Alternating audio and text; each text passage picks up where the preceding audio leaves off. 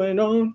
When I sing like this, I'm happy because I farted and my stomach feels better. I'm out of toilet paper, so when you squeeze that fart out and nothing comes out, you know you're gonna have a good day. All right, I'm gonna put that in. All right. Parody.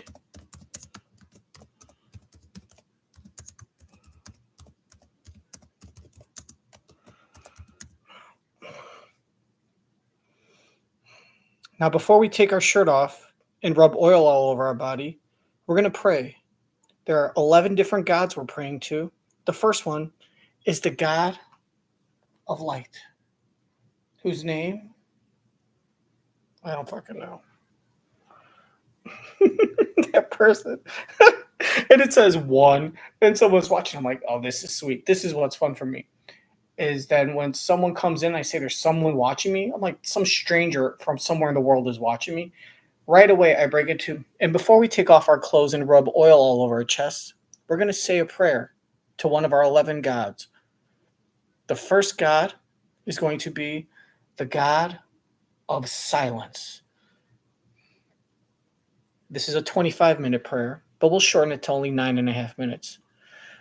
Please download the link. And I'll start saying, I have no link. I'm just, and then they're gone. And I'm just like, I just figure by the time I say, and before we take off our shirt and rub our bodies with oil, we're going to pray to all 11 of our gods. And I even like to give them the crazy eyes to them. It's fun. The YouTube's fun.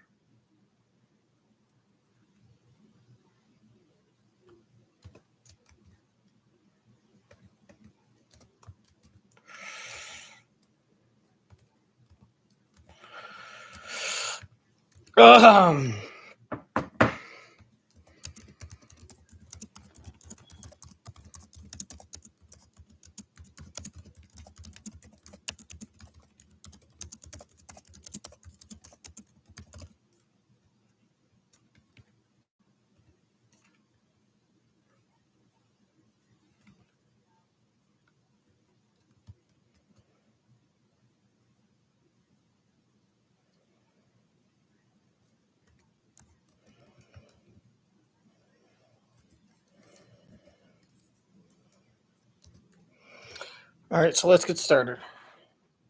This is Live with Kelly and Mark, Season 2, Episode 217, and this is from, I don't know, July 8th. That is right, July 8th, 2024. Faye Dunaway.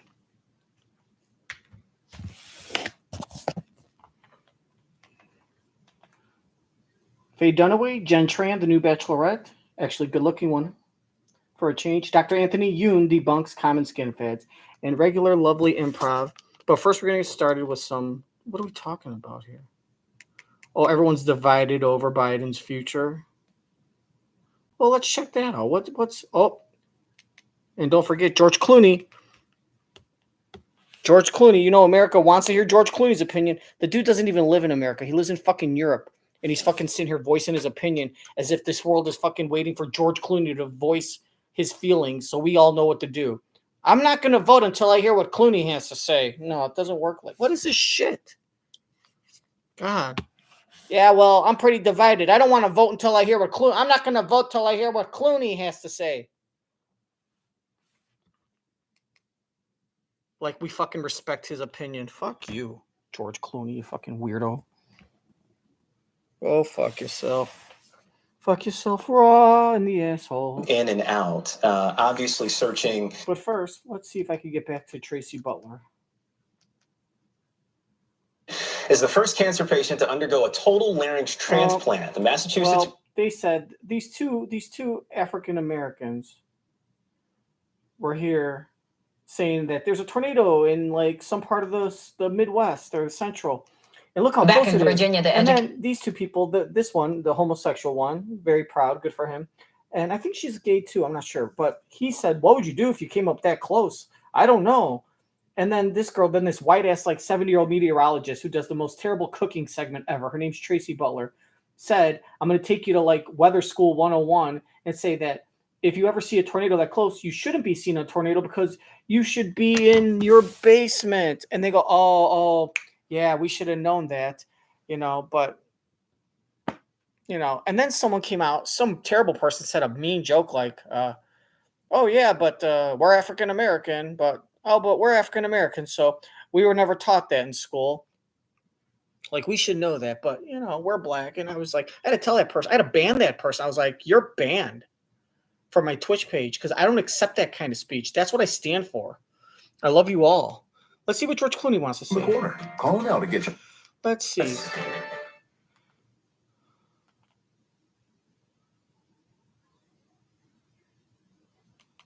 Ooh. You know what? I don't mind a little beer story. Let's go.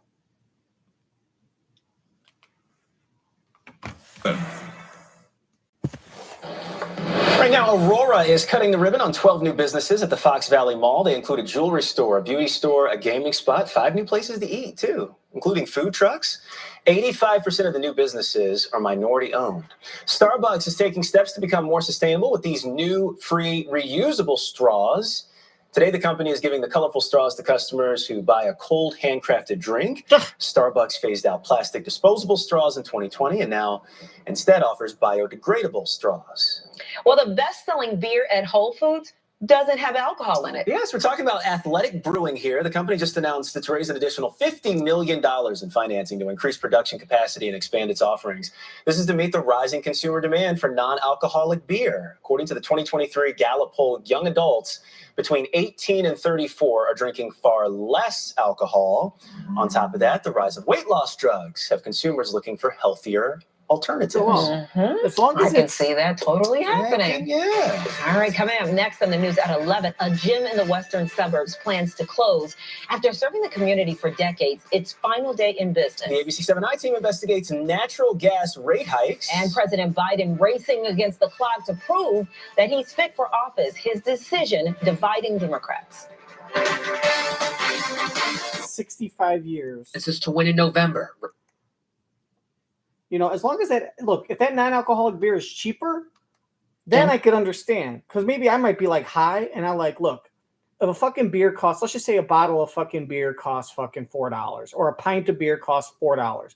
If you have a non-alcoholic option that costs like $3 or $2.50, because I go to a bar, I just want to watch the game. I'm smoking. I'm litty. I'm like fucking blazing balls. I'm high. I smoke weed. I just want to drink water. But here's the thing: if you have a bottle of Miller Lite for $2 or $3 or hell even $5, but your non-alcoholic beer is $6, I'm just going to get the cheaper option. So you got to make that non-alcoholic beer cheaper than the alcoholic competitor. That's what you're going to have to do. And here's what Nancy Pelosi. I hope this is all fun to look at. Obviously, searching for something. Fucking. All right, this person's dead. We get it. Terry and their families. Plus, all month long, participating dealers will make a donation to the USO for every test drive. So stop by your local dealer for a burger or take a test drive and help support our troops. Visit DriveChicago.com for participating dealers and a list of events. Live from Chicago, ABC 7 Eyewitness News at 11 continues. Breaking news, want to get you back up to Chopper. Here we go to Wakanda and the situation that we've been watching for the better part of an hour now. Garland and Main Street, Vista View Drive isn't too far away, the Wakanda Area Public Library, Cook Memorial Park, and it's a water rescue that we know is going on right now. And we do know from Chopper that there are divers in the water. It is unclear if anyone is in that car. As you can see here, heavy police and fire rescue. There is a tow truck on the scene. We've been monitoring this for the last half an hour or so since we have been on the air. And of course, as you can see, Chopper 7 zooming in right now. Divers under the water. You can see this car submerged and a big presence out here. Again, we're just waiting to learn a few more details. 4 divers in the water right now. We've seen 3 kind of come in and out, obviously searching for something or someone at this point. We don't have any information beyond that. There is a group of people standing nearby. This has gotten quite in the audience out there, as you can imagine, with the entire road being shut down. So divers in the water right now, a rescue effort that is ongoing. Garland and Main Street and Wakanda will keep you posted on what we hear and what information we get throughout this half hour. And also right now at 11:30, a celebrity supporter calling on President Joe Biden to drop out of that 2024 race. George Clooney telling the New York Times he loves Biden, but he will lose in November. It comes as a growing list of Democrats say the party needs a new nominee. The president insists he's not going anywhere. ABC's Perry Russell is live in Washington, keeping an eye on where things stand now. Perry? And this is happening as Republican lawmakers renew their push to get audio recordings from months ago where Biden was interviewed by Robert Hur about those classified documents. This morning, Congresswoman Nancy Pelosi on MSNBC stopping short of giving President Biden a full endorsement to continue his campaign. Does he have your support to be the head of the Democratic ticket? As long as the president it's up to the president to decide if he is going to run. We're all encouraging him to make that decision because time is running short. Do you want him to run? I want him to do whatever he decides to do. In a statement, the Biden campaign responding to Pelosi saying he's running. Senator Michael Bennet on CNN last night, the newest Democratic lawmaker, publicly calling on Biden to drop out. Donald Trump is on track, I think, to win this election and maybe win it by a landslide and take with him the Senate and the House. House Democrats meeting for hours yesterday behind closed doors discussing the future of the party. Sources calling the meeting rough. Senate Majority Leader Chuck Schumer asked several questions about his confidence. Take with him the Senate and the House. House Democrats meeting for hours yesterday behind closed doors discussing the future of the party. Sources calling the meeting rough. For hours yesterday behind closed doors discussing the future of the party. Sources calling the meeting like AIDS in your mouth. Senate Majority Leader Chuck Schumer asked several questions about his confidence on Biden's chances to win in November, responding to each question saying this. As I've said before, I'm with Joe. The president under the microscope this week on the world stage for the NATO summit in Washington. Last night, Biden announcing a historic weapons deal with Ukraine. The United States and our partners intend to provide Ukraine with dozens of additional tactical air defense systems. His opponent, former President Trump, back on the campaign trail with a rally in Florida. The truth is, it doesn't matter who they nominate because we are going to beat any one of them in thundering landslides. And we are still waiting for Trump to announce his pick for vice president. His advisors say that could happen by Monday at the start of the RNC up in Milwaukee. Val and Terrell, back to you. All right, Perry Russell live in Washington for us this morning. And our political reporter, Craig Wall, will be in Milwaukee for next week's Republican National Convention. His live report starts Sunday night right here on ABC 7 and wherever you stream. This is new at 11. Governor J.B. Pritzker just signed the Healthcare Protection Act. The legislation aims to make healthcare more accessible by curbing predatory insurance practices and limiting the ability of insurance companies to deny coverage. For thousands of Illinoisans, the reforms in this bill will mean the difference between, suffering with curable health conditions and getting the care that they need in a timely manner. And for some, this bill will quite literally save their lives. Later today, Governor Pritzker will be with the mayor to announce a $100 million effort to fight crime. Well, we are starting to dry out a little bit from all that rain we had this morning. Yeah, but the remnants of Beryl have left some damage behind. There's a boil order in effect right now. Ooh, we are starting to dry out. Here's your Live with Kelly, Season 2, Episode 217. It's Summer Skin Week. Faye Dunaway, Jenn, Tran, Dr. Anthony Youn. I bet they're going to pull out a bunch of pictures, and Mark's going to try to predict who the final five are going to be, because that's what Jimmy Kimmel's done. And I'm pretty sure once Mark found out that you could kind of cheat, because Jimmy Kimmel cheats because he hears from his wife, but his wife has like an inside scoop because she's a producer, so she talks with other producers, executive producers. They filmed this shit in The Bachelorette like a year ago, 9 months ago, 5 months ago. She knows. If she doesn't know the exact final, she knows who the final five are, because it's probably like common news to someone in her department. And once Mark Consuelos figured that out, I bet he's on a mission to get as much answers, as much help as he can, as many of the answers, so he could then sit here on TV and say, I'm going to predict these five guys. And he gets like, he's probably smart enough. He's not that dumb. He's probably smart enough to know if he gets all five of the five finalists, he'll get 4 out of the 5 right. So he could say, you can't accuse me of cheating. If I was cheating, wouldn't I be perfect? No. You know who says shit like that? A fucking cheater. Anyway, here's fucking the March 8th episode of fucking Live with Kelly and Mark.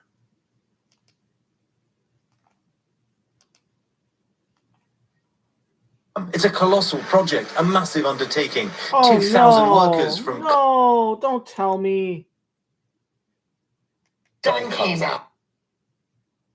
Maybe we could do another pet adoption segment on the show. We should do that. Maybe next week. Oh my god. Well, hopefully I don't miss out on anything. Even if I do, the last segments are stupid. It's Inbox where they read emails from fat, ugly white women that fuck their dogs. You ever seen the old lady at the beginning of the movie? The Sun came out. The Kathleen Turner movie, Serial Mom, directed and written by John Waters.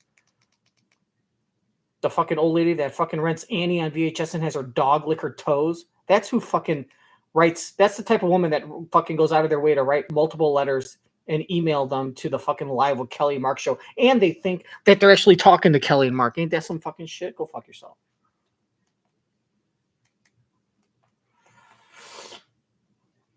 It's a colossal project, a massive undertaking. 2,000 workers, from carpenters and stonemasons to artists and metalworkers, making these changes to meet the December deadline. It's no easy feat. The team is in the final stretch. Notre Dame will only be a spectator to the opening ceremony of the Summer Games, which will run just outside, along the River Seine. But its own unveiling in December may be an even bigger spectacle. People will come for Olympic Games. They will see the spire and they will see the roofs. Very symbolic of the reopening of the cathedral. Our thanks to James. And that's Nightline. You can watch all of our full episodes on Hulu. We'll see you right back here same time tomorrow. Thanks for staying up with us. Good night, America. Don't fucking French people sound stupid. They will control Olympique et Paris and they'll see the roof, they'll see the contour, they'll see the metal, and they'll see it is a sign of the cathedral. Dude, if freaking Andre the Giant mixed his voice with Tony Gwynn after he had his cancer surgery, and they both tried to, and that person tried to imitate Jim Kelly, it would sound a lot better than that fucking French asshole trying to speak English for an English television station. Couldn't you find some fucking kid that watches like American YouTube to fucking translate? What the fuck did he say? If I were blind, I mean, seriously. I mean, for the first 3 seconds, I had my back turned. I had to turn around and say, what the fuck was that? Because the first thing I thought of was some fucking like 83-year-old man having a seizure trying to tell the nurse at the nursing home, I'm having an erection with my seizure. Will you jerk me off before I die? That's what the fuck. Jesus Christ.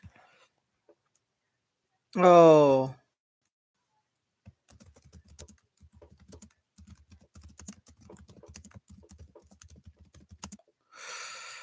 I don't even know what the fuck that means.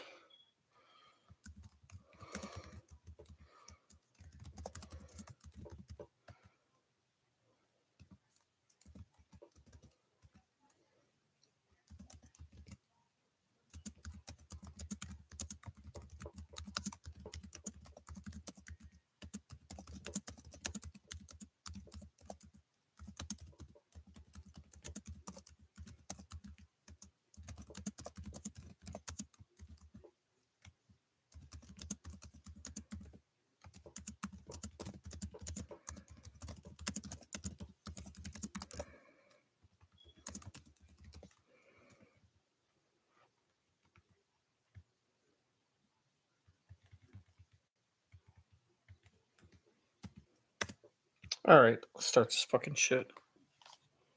I mean, seriously, what the fuck was this guy saying? And he looks like that fucking terrible manager of Dorothy Michaels in fucking the movie Tootsie too. Don't know what his name was. Probably translates in English in a douchebag magnet. Fucking douchebag Ultramus.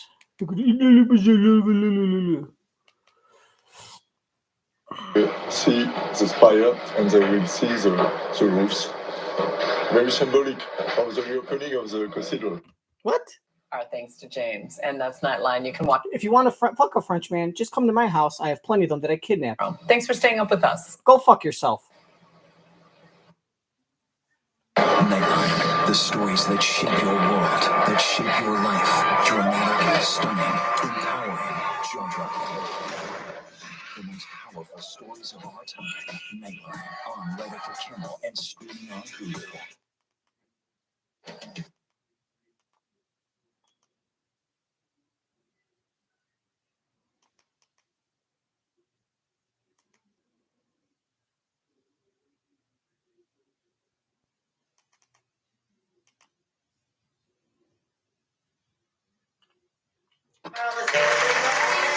If you're interested in having an orgy, here are my whores. I have 3 women, 2 men, 1 Hispanic, 1 white, and an old lesbian.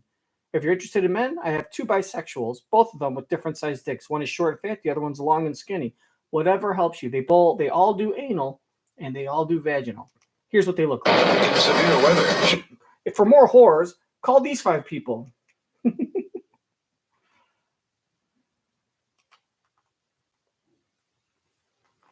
Want to make that pussy wet like a thunderstorm? Call any of these people. Not only do they weather, but they also fuck for money. Call my whores on my OnlyFans account. Want anal sex? Call my whores. The AccuWearher team.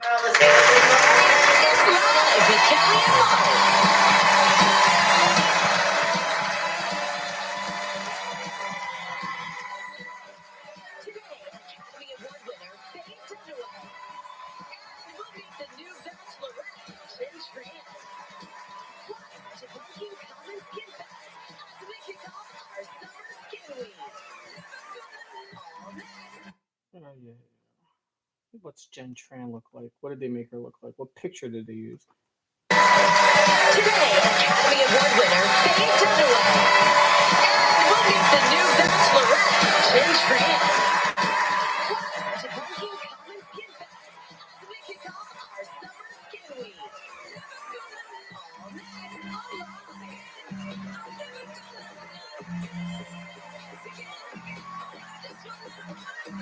next, here are Kelly Ripa and Mark Consuelos.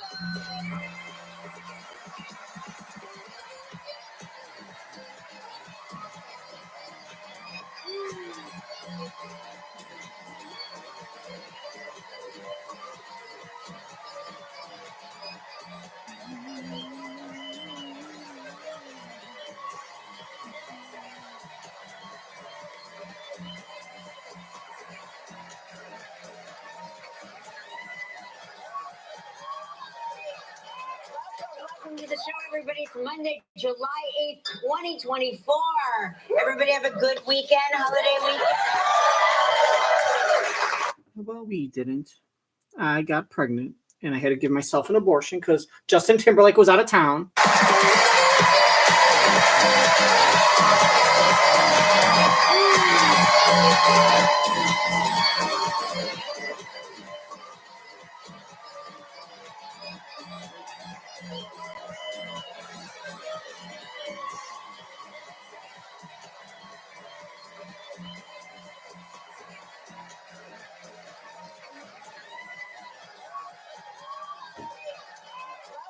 Welcome to the show, everybody. It's Monday, July 8th, 2024.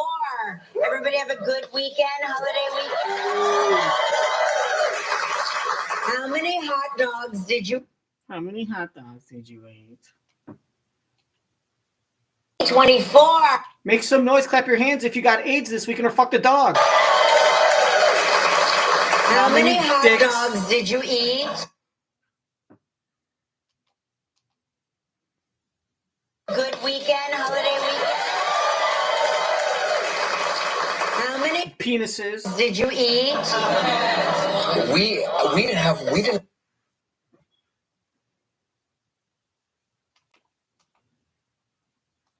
24. Everybody have a good weekend. Make some noise if you fucked a dog. How many pussies dogs did you eat? This is what you gotta say. Weekend, holiday weekend. How many pussies did you eat? We did not.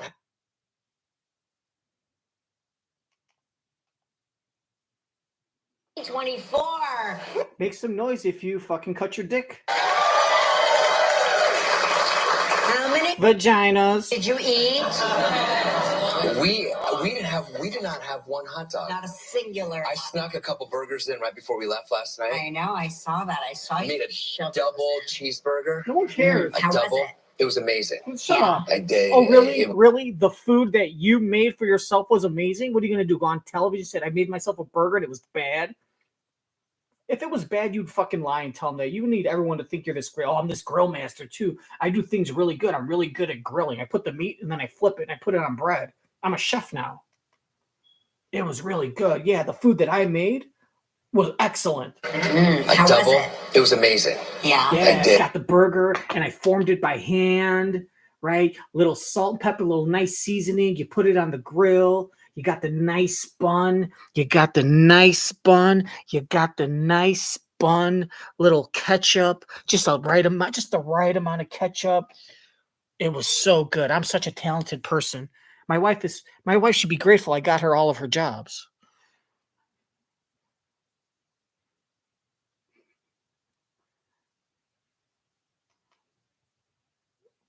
Forever. I will, when I'm done with SNL, I'll have my own sketch comedy show. There'll be a recurring character. Even if I change the name, everyone's gonna know it's you. Just like Chevy Chase played Gerald Ford, is just a dumb bumbling idiot. Just keeps falling down. It's perfect. Forever. Yeah. Like, no. Did you eat? We did not have one hot dog. Not a singular. I snuck a couple burgers in right before we left last night. I know. I saw that. I saw I you. made a double I'm cheeseburger. so talented. I made a A double. cheeseburger. It was A amazing. double. Yeah. I did. It went down like butter.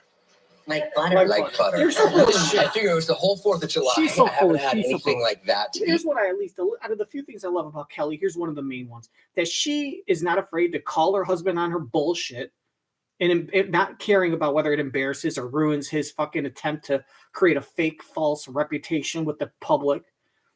Even when she doesn't say anything, her looks, like she can't help, but she's just mocking him. She's like, it went down like boy. She's like, I made a double cheeseburger. She's like, I saw that. Yeah, I saw that.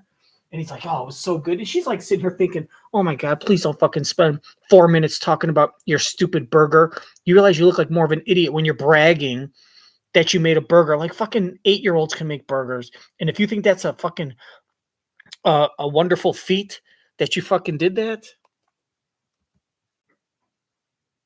no. And she's just sitting there, and then he goes, it went down like butter. And she goes, like butter? Really? It went down like great. Mm-hmm.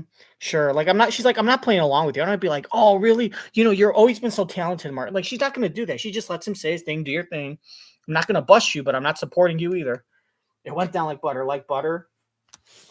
Oh, it went down like butter.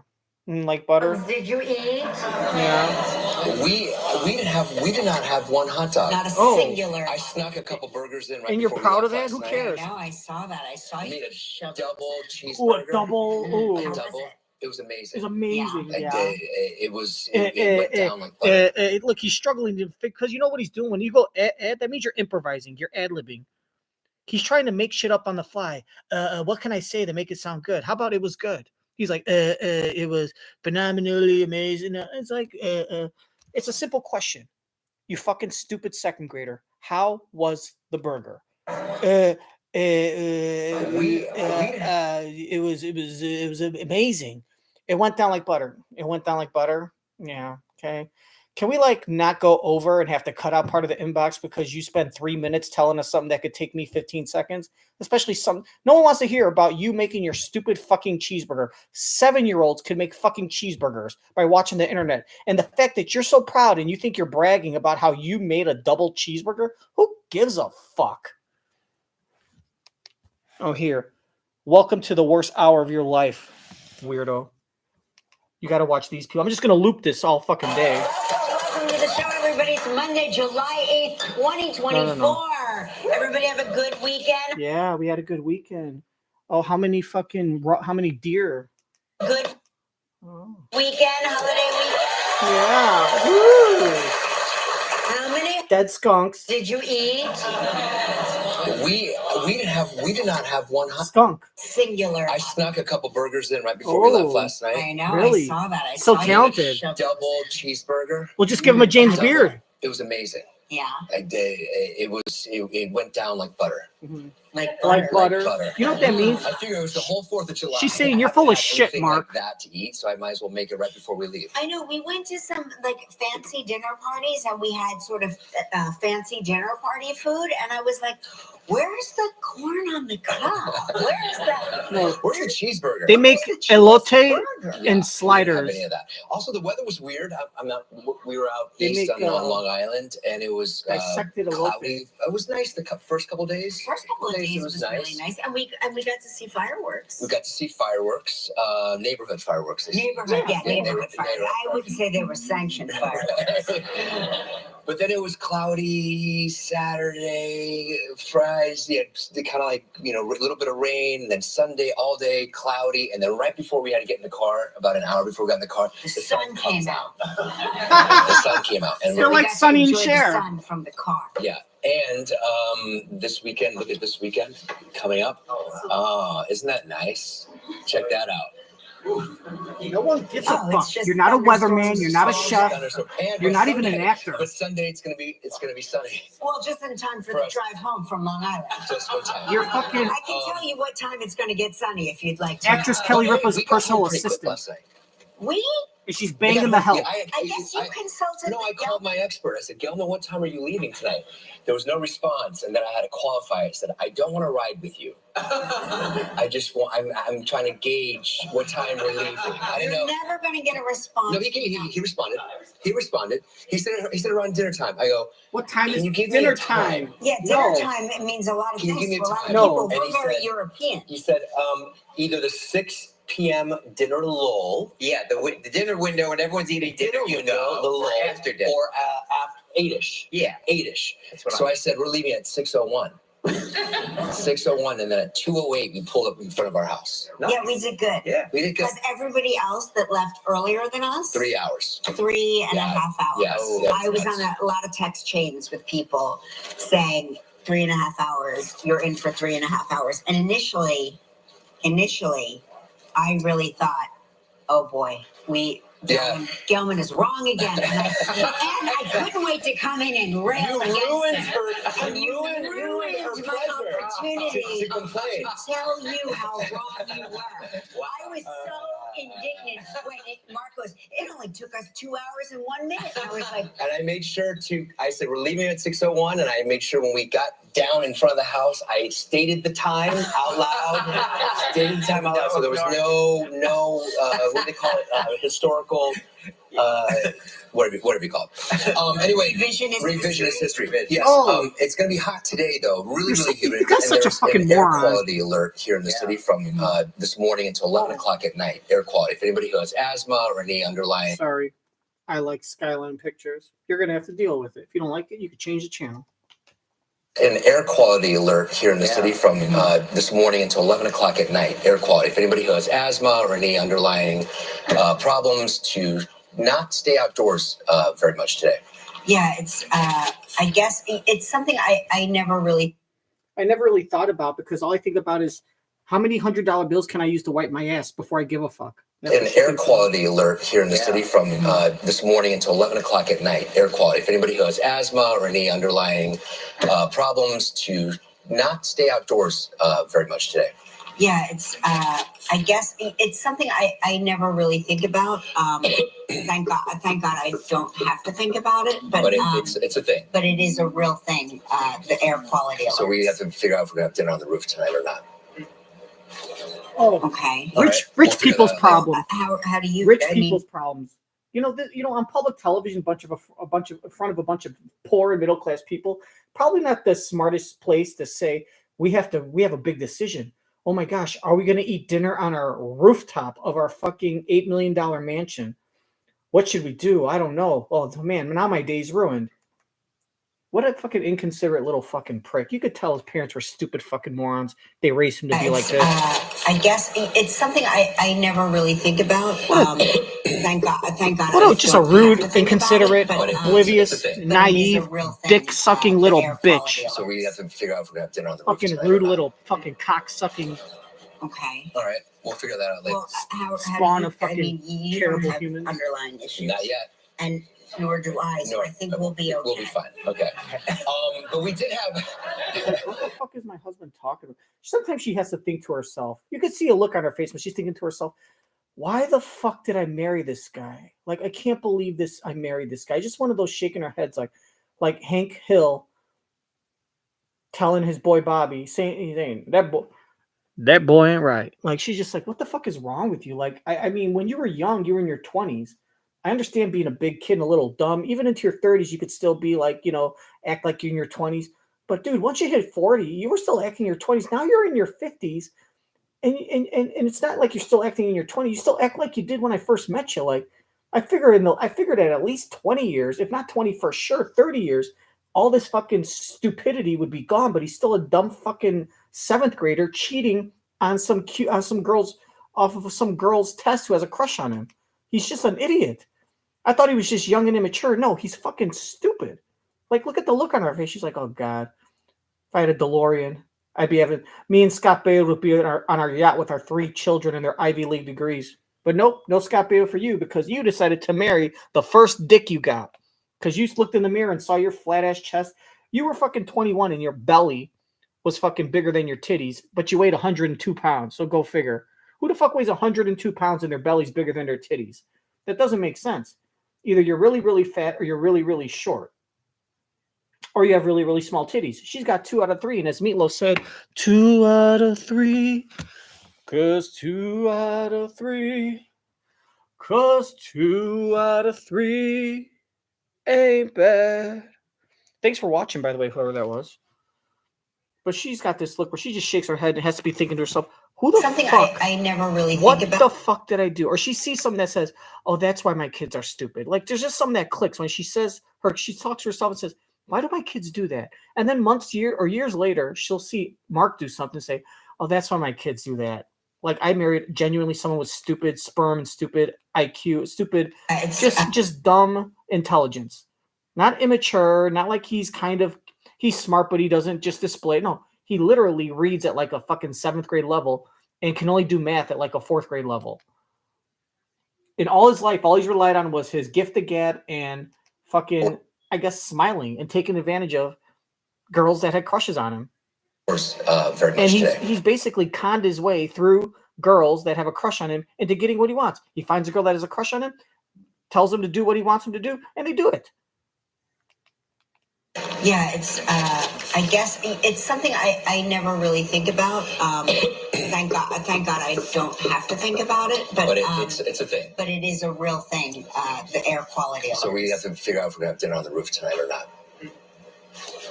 Okay. All right, we'll figure that out later. Well, how do you? I mean, you don't have underlying issues. Not yet. And nor do I. So I think we'll be okay. We'll be fine. Okay. But we did have our son and his 3 roommates came home from Michigan, and we had 4 wrestlers in our house over the weekend. Let me tell you about feeding 4 wrestlers. When they're not cutting weight. When they're not cutting weight. When they've got nothing. Oh, look at this. Look what I found. My microphone down here. by my bosom. Down by my. That's where my bosom is, sir. What bosom? Do you need help with that? You ain't got no bosom. Sorry. Let me pull away that. Let me start the show over. Welcome, everyone. Fake laugh by Mark. To begin with, I think I just slipped down. Thankfully, I'm so loud that we don't even need my. So they eat a lot, but the conversations at the dinner table are like this. Ready? Bro. And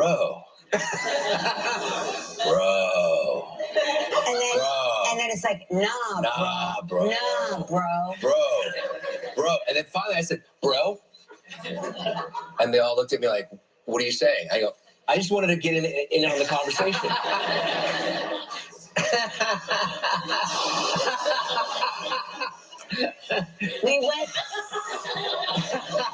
We went through 8 loaves of bread and a bag of a dozen croissants in one night. And a vat of Nutella.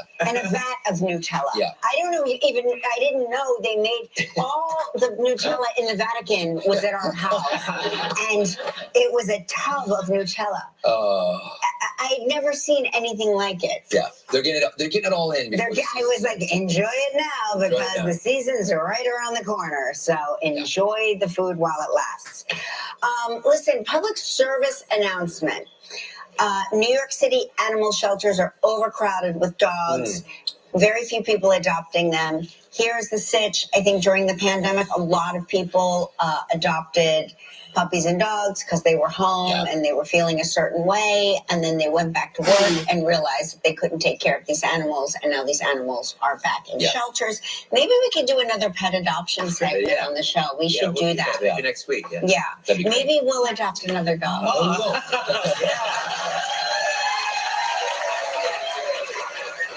Why? Because Chewie's dying? Bro. That means that Chewie's dying. Nah, bro.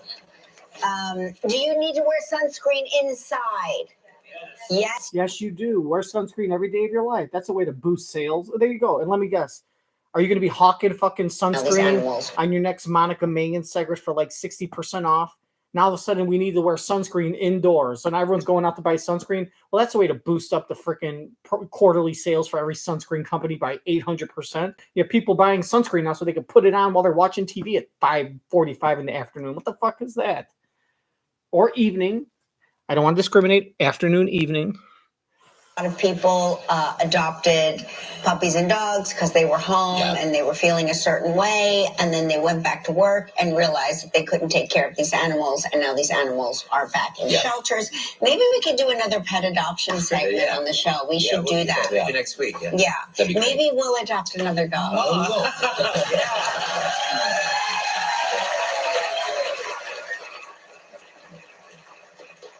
Bro.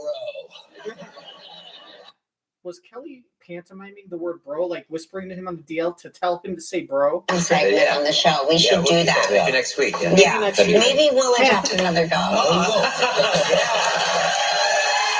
Oh, she said maybe we will. Bro. Bro. Do you need to wear sunscreen inside? Yes, you do. Yes, you do. No, you Sunscreen indoors. You were asking me last night as we were sitting in the beautiful sun in the car what I was doing. And what was I doing? You were putting stuff on. I applied sunscreen before we left. And then we were sitting in the car and the sun was setting and it was beating right through that windshield. I couldn't get you know how you pull the visor down to sort of block the face? So it only blocked like this much of the face. So you reapplied. So I took my sunscreen out and I started applying. You were glistening. You were glistening. Yeah, because I got Fraxel and I don't want to waste it. You know, Fraxel is A, expensive, and B, it makes your skin very, it's brand new skin. It's brand new, like a newborn. Would I hold a newborn baby up to the windshield?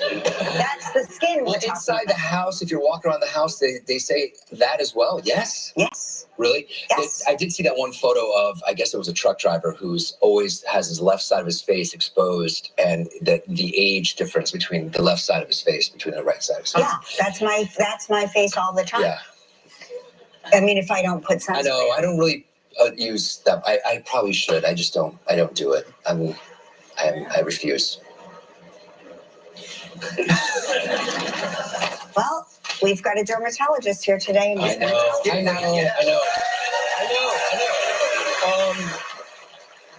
Hey, listen.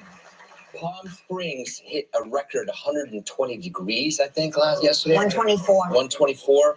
Hottest temperature ever recorded there. That's hot, Kel. That's really, really, really hot. Today it's going to be 121, and Tuesday 122. That's really hot. It feels like 115.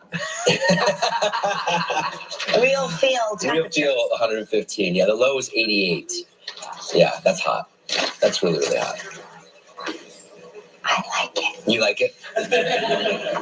I feel like I have to whisper that one. At the townships, little villages right around outside of the city limits, not in the big suburbs. I used to live by Six Flags. I used to work downtown, the Loop, the South Loop, North Loop, Mag Mile. Worked at several restaurants, 5 different places, all in Streeterville by Navy Pier. The tourist stuff. I was born and raised, went on field trips, the museums, everything. The only thing I really go to Chicago for is go to Bears games. And it's like, dude,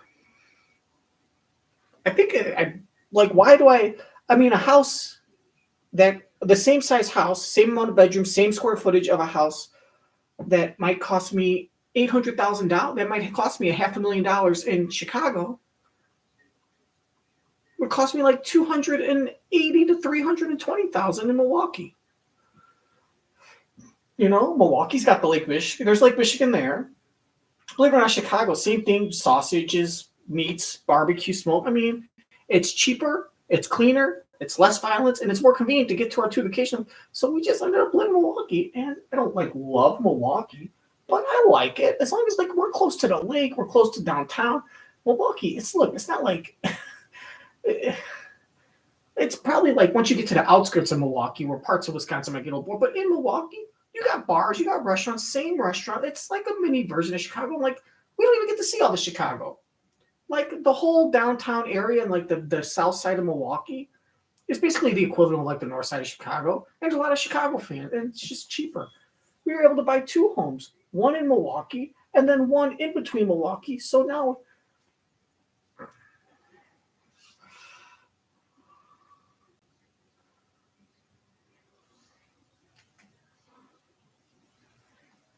I checked $1.4 million. We got it for 617. 121, and Tuesday 122. That's really hot. It feels like 115.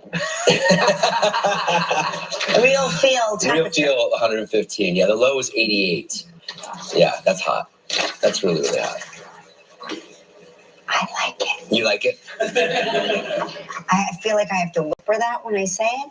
I like the heat. I like the dry desert heat. I feel like if you stand under the right shaded tree, it doesn't feel that hot. I know, but 120, it's still hot. It's still hot. You know what felt hot? That wet sponge that we stood outside all weekend long in. That felt much hotter than it was. Right. Because it's humid. so humid. Yeah, it's humid. When you take away the humidity, it doesn't feel as hot. I mean, you have to be careful, but it doesn't feel as hot.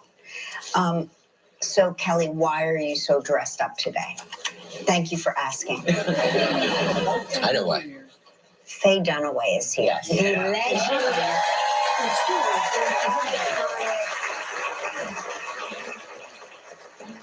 One of the greatest actors of our generation, my favorite actress. I just love Stunning. Stunning, yeah. Everything she does is brilliant, and she is here today. Yes. Also,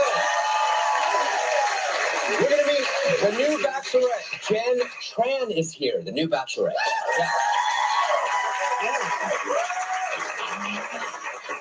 We begin Summer Skin Week when we debunk some common skin fads. Skin fads. Viral things. Viral. Yeah, no, I peeked. May or may not be good. I peeked. I looked at some of them. Wow. Wow. That's all I have to say. Wow, that's all I have to say. You know what that means when he says wow? That means he doesn't. You know what? The stuff and wow. Wow, guys. You know what that means when he says that? What he means is, and I looked at some of the things and wow, I didn't really look at the things, so I'm just making up something, and I can't make up anything because I'm not good at acting. He's not a good improviser. He can't even make up anything, so he just goes, and I'll just make this. Wow. That means I didn't look up shit. Why don't you just say, no, come on, man.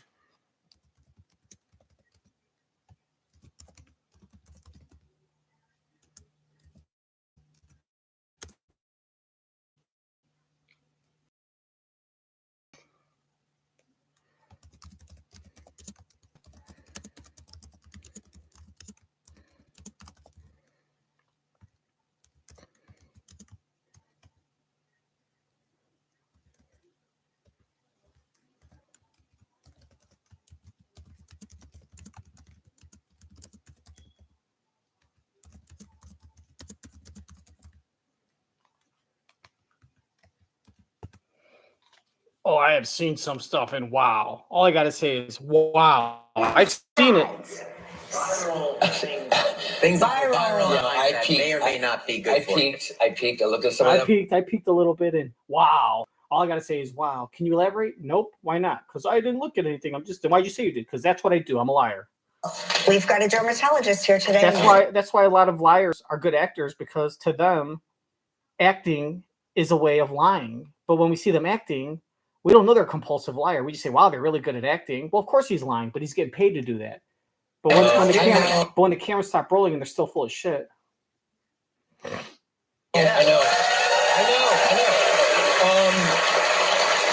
Hey, listen. Palm Springs hit a record 120 degrees, I think, yesterday. 124. 124. But that has... Oh, my God. I can't believe... I got to stop with these jokes. Come on, dude. I know.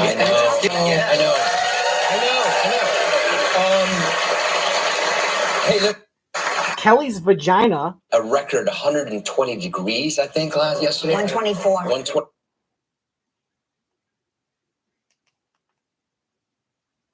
I know. This is such a turnoff. Kelly's vagina reached. Things hit a record 120 degrees, I think, yesterday. 124.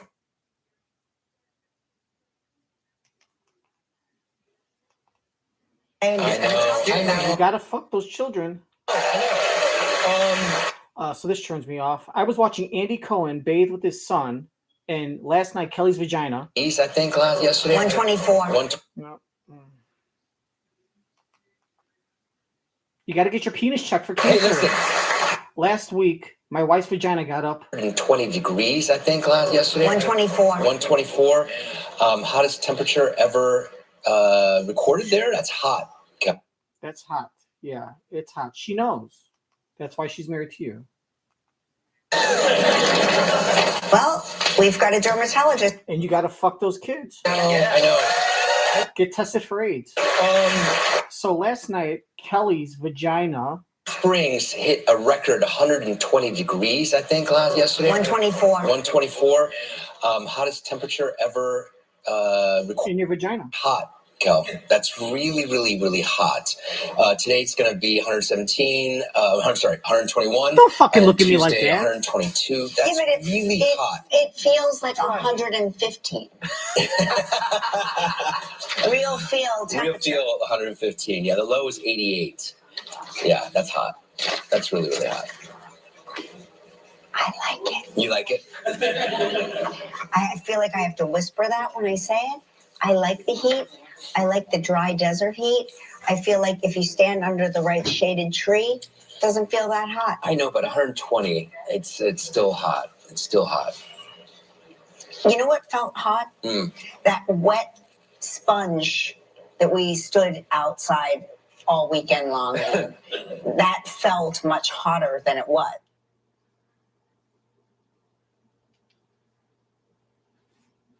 Like the dry desert heat. My vagina actually gets moist, but only in Palm Springs. During the daytime. It's still hot. It's still hot. You know what felt hot? That wet sponge. I watch. Oh fuck, dude.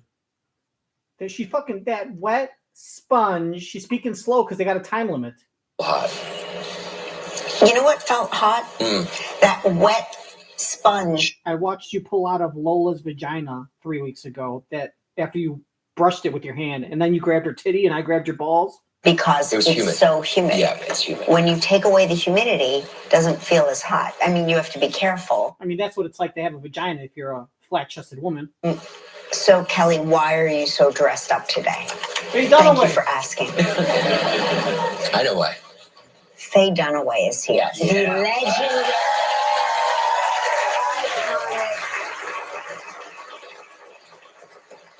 One of the greatest actors of our generation, my favorite actress. I just love stunning. Stunning, yeah. Everything she does is brilliant, and she is here today. Yes. Also,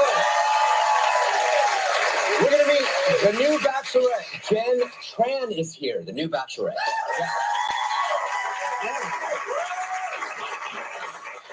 We begin Summer Skin Week when we debunk some common skin fads. Skin fads.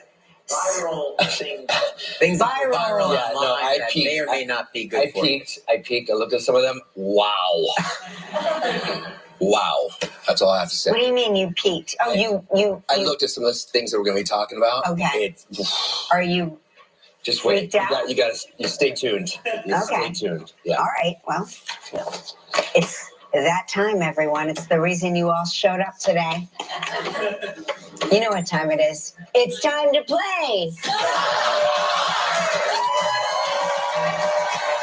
It's almost as if someone before the show taught Mark what a teaser was, and he's now so excited to use it. It's almost like someone giving a kid ice cream for the very first time on like a Wednesday night, and then Thursday morning, the first thing I want to do is eat like a big bowl of like 5 scoops of ice cream. It's like someone just taught. He seems like a little kid who was just taught something. Now he wants to use it. He wants to tell everyone that the equator, that the Tropic of Cancer and the Tropic of Capricorn are above and below the equator. And he goes around telling it, the human head weighs 8 pounds. You know, skin cancer is bad. He's just like, oh. And this is his first attempt at trying to seem smart because he just learned something new. And he figures, well, I just learned this. I bet no one else in the world knows what it is. So I'm going to be like this super smart guy that's teaching something. And people are going to like, wow, he's so smart. He goes, wow, you guys. He goes, oh, yeah, I took a check at that. I took a peek at the list, and wow. I mean, wow. I saw it. You're just going to have to wait and see. I did a teaser. I know. Stop talking. I know that. I noticed that. Just don't tell me while we're still on the air. We're on the air. Well, we'll just edit it. It's live. It's live. How long have we been live? Since the beginning of the show. Oh, fuck. I thought we were editing. Okay, that's not a teaser. Don't tell them it's not a teaser. They didn't know it was a teaser. That's the whole point of a teaser. You're teasing them. When you tell them it's not a teaser anymore, it's not a teaser. Oh, God.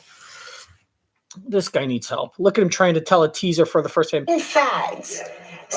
Mark, would you like to try a teaser? I know we're in the 4th grade class, but you're 16. Maybe you could try it. It's like coloring. Wow. Wow. That's all I have to say. What do you mean you peaked? Oh, I looked at some of the things that we're going to be talking about. Okay.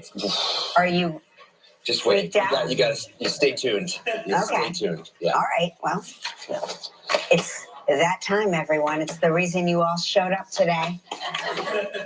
You know what time it is. It's time to play.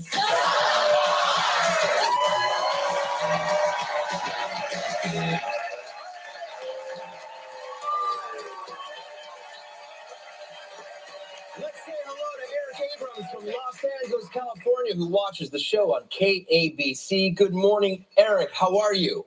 Good morning, Mark and Kelly. You sound bright-eyed and bushy-tailed for being that early for LA. Well, I have a cat that wakes me up. Oh, She's like, get up. It's time to go. How is it out there? Is it hot out there in Los Angeles? It is. It's okay. It's not Palm Springs, I'll tell you that much. Right now, it's about 64 degrees. It's going to be about 81. Oh, that's perfect. That's beautiful. All right, Eric, you know how this game works. You've given us 2 statements. One is true, one is false. I have 60 seconds to decide which is the truth. And if you stump me, you'll win this. Okay. And this.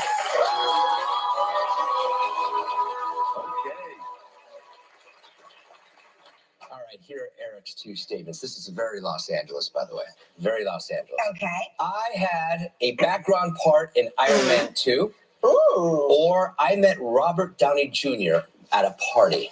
All right. Is that what you do? Are you a background actor in general? I was doing that more often, and now I'm a director of sponsorships for a company. Oh, okay. Me too. I'm a professional background actor. I only work about once every 5 years, but I got this week because of my talent. What party, or was it just like at an event? It was an event. It was an event that I met him at, and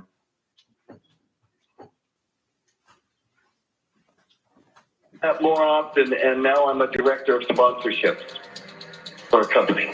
Okay, got it. I had a background part in Iron Man 2, Sure, why not? You live in California. If they film part of it in California, there are plenty of scenes filmed in a desert, although those weren't with a lot of people. But there's tons of scenes in every Marvel movie where there's tons of crowds walking on the street or saying, looking up at the sky. Lots of extra work. I had a background part. Is that an extra, or like in front of like you were one out of like 500 people? Or does that mean specifically you were like one out of 5 or 6 people that just in the background, but you weren't talking, but you could clearly see your face? Is there a difference between background and extra? Or is background like extra is like saying janitor, and background is like saying you're a sanitation manager, right? Secretary is extra.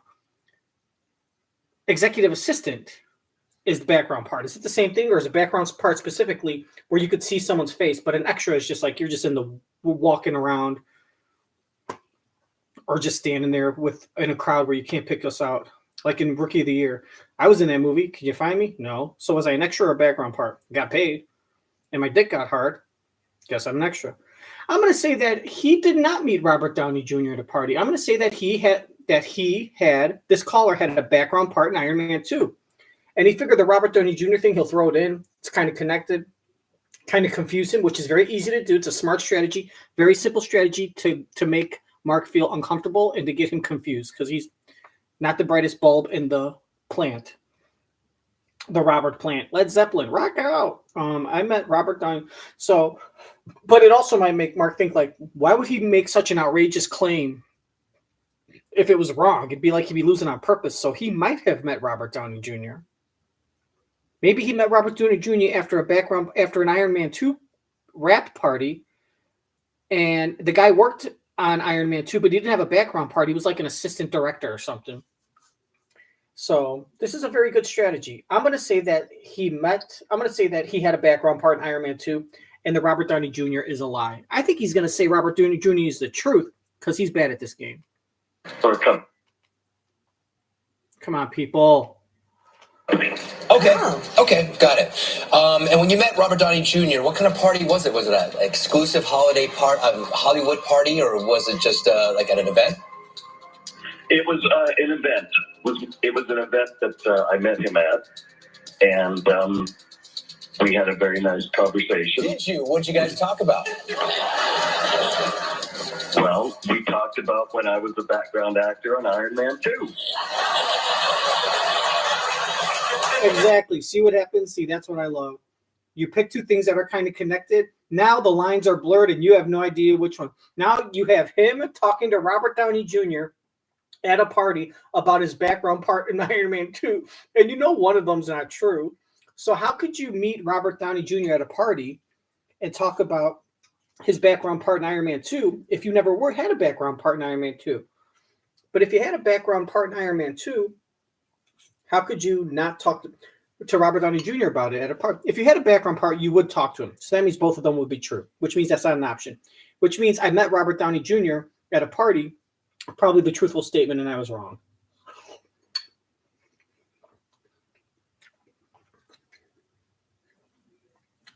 He thinks he's got him. He's so smart. This guy is playing dumb and acting like on purpose. Like, well, we talked about stuff. What did you talk about? How do you make crack cocaine in a microwave? In the 80s, how many like slutty girls did you have sex with? Does cocaine make your sexual performance better or worse? Any like hot girls from the 80s? I asked him if he had sex with Elizabeth Shue ever. He just smiled and said, I plead the fifth, which doesn't make sense. We had a very nice conversation. Oh, did you now? I plead the seventh. Did you? What did you guys talk about? Well, we talked about when I was a background actor on Iron Man 2. And how did that go over? Well, you guys have interviewed Robert, so you know how it goes with him. Right. Yes. Yes, we Right? do. Yeah. It went over fine. We know how it goes. Do you know how it goes? Oh. Both of these I things. did that day. Both of these things sound like a lie. Good. That's how you're supposed to do it. The way he said, well, you guys have interviewed him. You know how it goes. Just reeks of the obvious, all up in your face answer is that he's lying. Because you busted him. He can't come up with a lie. He choked. I met Robert Downey Jr. at a party. What was he like? Well, you guys have interviewed him. You know what he's like. It sounds like you panicked and you can't make up a lie. So therefore, that's a lie. But he also might have been saying, I'm going to convince him this is a lie, but it's the truth. So he could have easily said, oh, it was great, this and that. But he knows, he's smart enough to know if I say, oh, he was great. He was very nice, up forward. He talked to you about this and that. You know, he's very stands up straight a lot. It's like, you really know a lot. This must be true. He knows it's the truth, but he knows if he does that, he's giving it away. So he has to play dumb and be like, you know how he is. That's very good. This is one of the better players I've seen. Probably the best one I've seen because I don't really keep track. The fact that I even want to keep track of this player, I want to look him up on Facebook.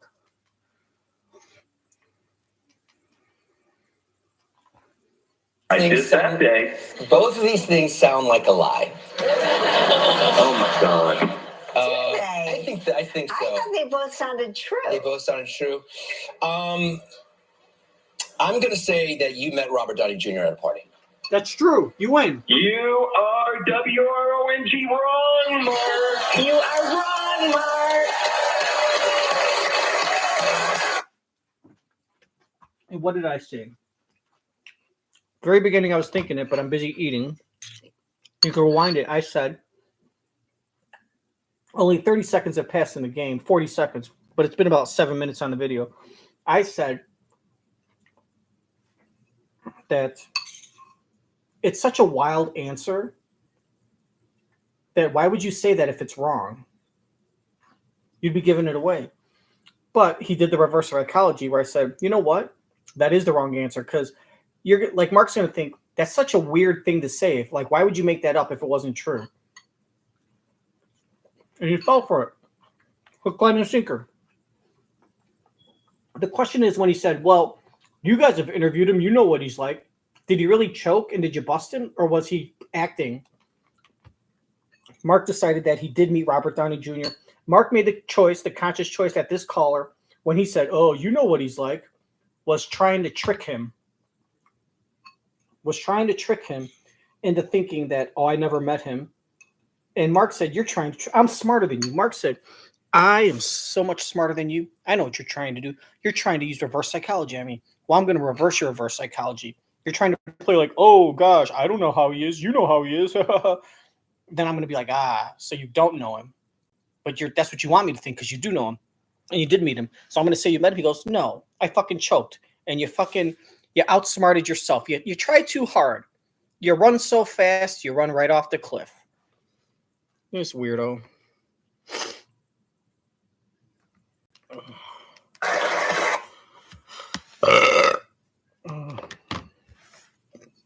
At Robert Downey Jr. at a party.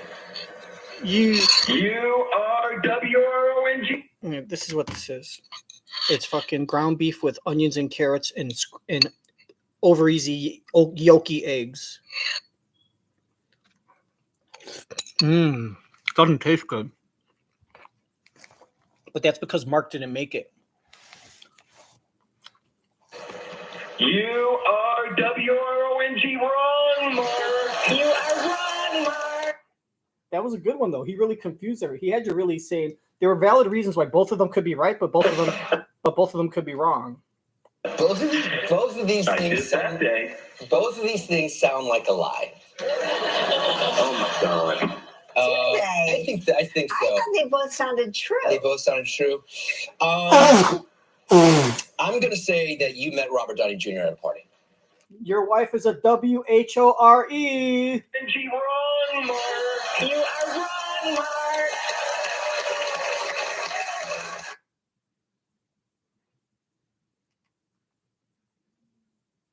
WRONG wrong, Mark.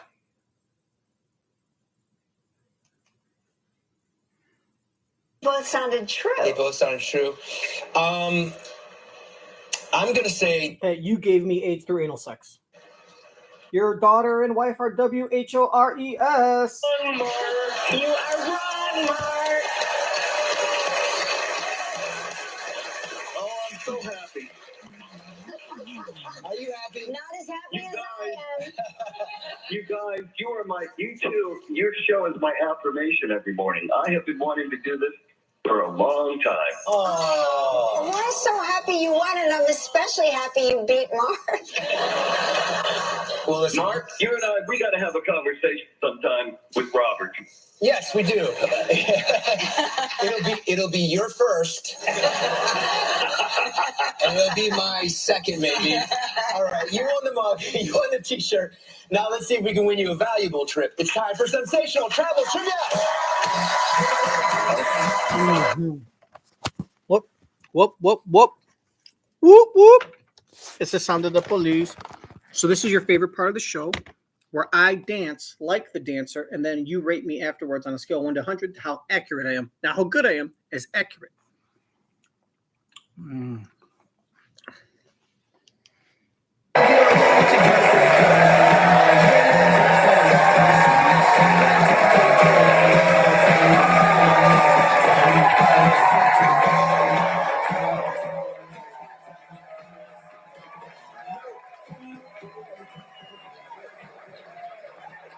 Cameron Skaraki from Orlando, California. Wow. Are you a professional? You guys have a great audience. What did I say? Orlando, Florida.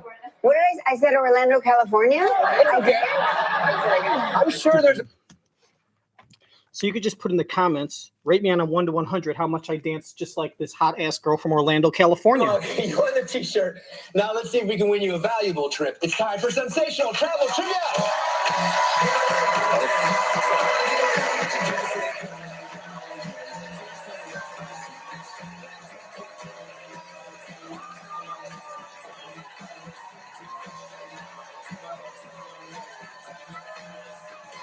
See?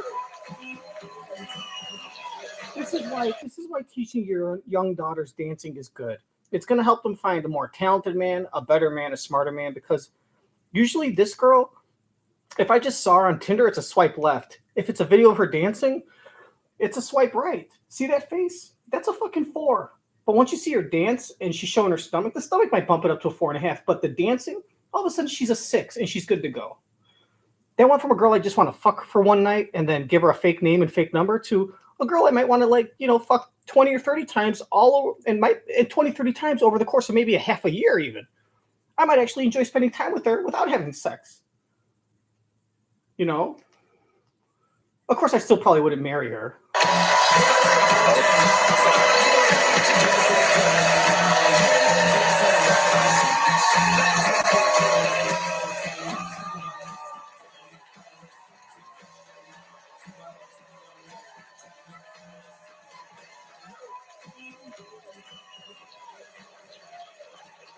Cameron Skaraki from Orlando, California. Wow. It's okay, girl. You can stop dancing. You guys have a great audience. Orlando, Florida. What did I said Orlando, California? I did. Stop showing her I'm sure teeth. there's an Orlando in California. Wow. I'm so tied up with Eric now that it's There is an Orlando in California, and right now he's in London fucking your daughter in her mouth. I'm sure there's an Orlando in California. Wow. Yeah, and he's fucking our daughter in her mouth right now while she's wearing some undersized Mickey Mouse ears and a bikini bottom that has a big picture of a fucking eggplant right over her anus. I'm so tied up with Eric now that everything is California. Are you a professional dancer?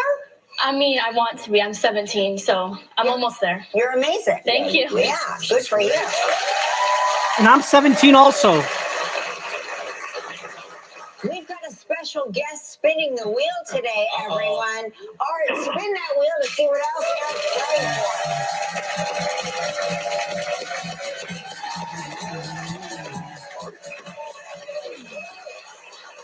All right, Eric, you're playing for a trip for 2 to the Veranda in Antigua. 7 days and 6 nights in a waterfront suite. It's all inclusive. It's a prize valued at $8,000. You have 20 seconds and only one guess. Good luck, Eric. All right, Eric, here we go. I want you to get this. Here we go. We've had Deborah Jo Rupp on the show. What character's roommate did Deborah Jo say she played in her first television job? What character's roommate?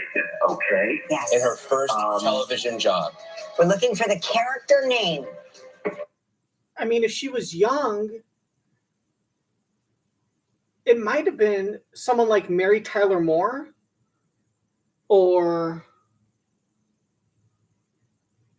Laverne and Shirley, or maybe in the 80s, Cagney and Lacey. Who had a roommate? What character's roommate?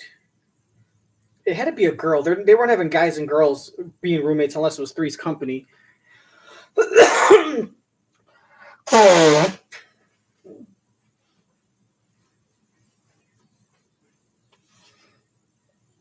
Oh God, this is Deborah Jo Rupp is the mom from that 70s show. Now that the grandma from that 90s show, she plays Mrs. Foreman, Kitty Foreman.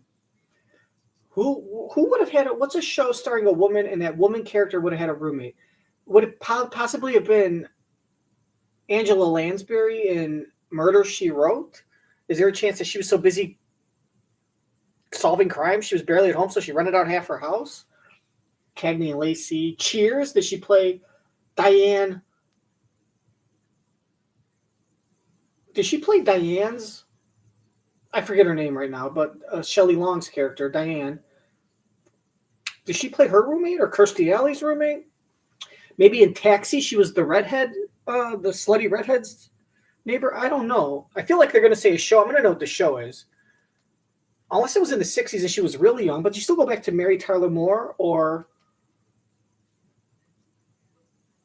I mean, when I think of women in the 60s and 70s, it's not like she was Maude's roommate. All the women in these 60s and 70s shows usually played wives. So you don't really find in the 60s and 70s a lot of single women with roommates, right? Unless it was like Laverne and Shirley, in which case both the roommates were part of the star. She wasn't a star. She was just some side character. Golden Girls. I'm going to say Golden Girls. I'm going to say Golden Girls, and she was Sophia's roommate. Or she was one of the other three girls' roommates before they moved in. Because they don't all live together, do they? I don't think they do. Doesn't Blanche live? But no, they do live together. I'm gonna say I'm gonna say Blanche from What character's Golden Girls. roommate did Deborah Jo say she played in her first television job? Or Diane. What character's roommate? Okay. Yes. In her first television job. We're looking for the character name. Okay. Hey, Google. Character name of the roommate. What was Deborah Jo Rupp's first 3, TV job? 2, 1. Jody?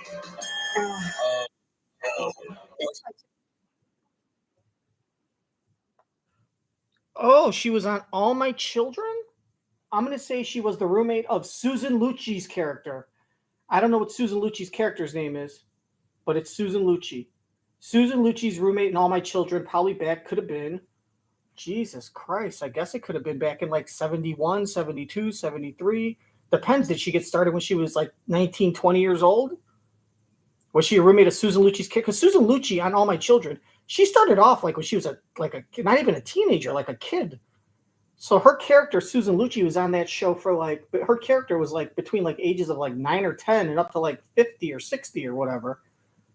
So like, can you imagine just doing that, the same thing over? But hey, so Meredith Grey, it's what the girl that plays Meredith Grey from Grey's Anatomy did. I forget her name too. It's not Meredith Grey. It's anyways, I forget her name. The girl with all the Botox. Meredith Grey, but yeah, she could have been as a 19, 20-year-old being a roommate of a young Susan Lucci character in the 60s, or it might have been not until the 70s, and maybe it was, she didn't get started until she was in her 20s, and she was a roommate of a college-age Lucci or a girl that was in her early 20s. Has to be a teenage Lucci, maybe like 67, 68 to 71. I'm going to say All My Children, Susan Lucci's character. 3. Which I don't know, because I don't fucking watch All My Children like a pussy. I'm not a woman. It was Erica Kane. Erica Kane, Susan Lucci. That's what it was, Erica Kane. How did I not know that? Oh yeah, that's right. Because I'm not a homosexual. It was Erica. That has baths, naked baths, with his naked 9-year-old adopted son. Kane. Are you kidding me? Tell you a good thing, baby. 3, 2, 1. Jody? Oh no. It was Erica Kane. Are you kidding me? No, I'm Eric. not kidding you. Eric. All I had to do was put an A at the end of my name. Yes, Eric. Erica Kane. Eric. Oh. Sorry, Eric. But you got that mug and that t-shirt.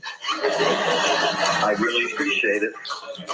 Listen, there's still exciting news. You're now entered into our grand prize drawing for a Caribbean Sounds like a vacation guy that's going to say like valued at approximately $114. $14,000.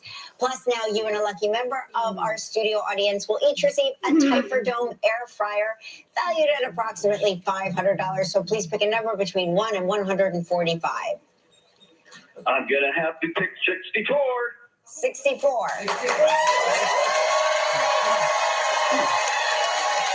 Oh, it's a girl with Down syndrome.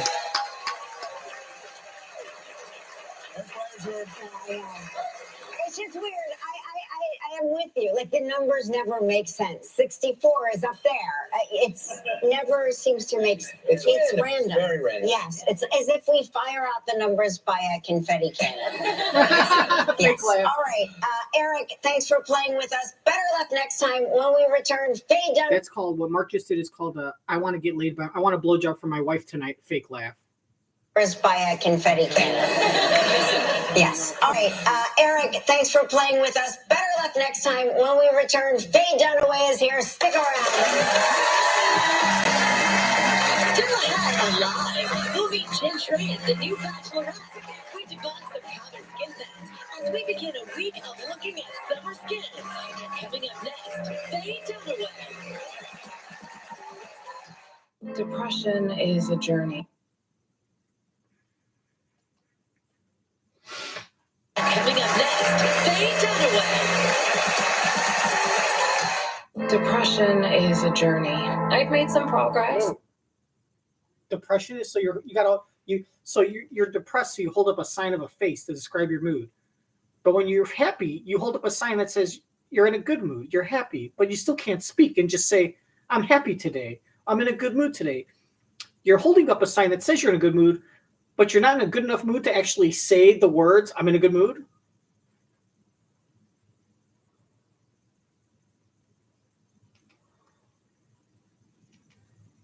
Coming up next, Faye Dunaway. Oh, look at this. She's in the middle of a sumo wrestling thing. Sumo wrestle. Mr. Miyagi.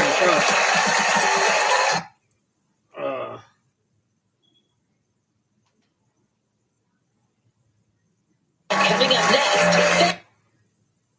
You know, I'd hire her to be like a backup dancer, and she could learn on the job. And I think the veterans would be able to teach her where if they get injured, she can learn that quick. She seems to have a good grip. Look at that. She's wearing some Chuck Taylor Converse. That's interesting with no socks. She's dancing in 1970s basketball shoes.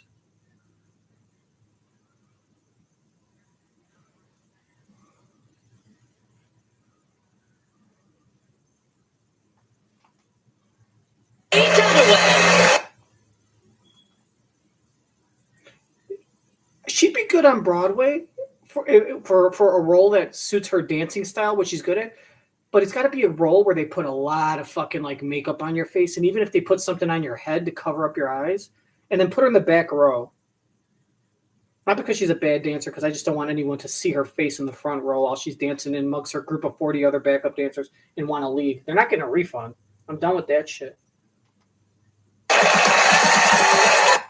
And now she's presenting.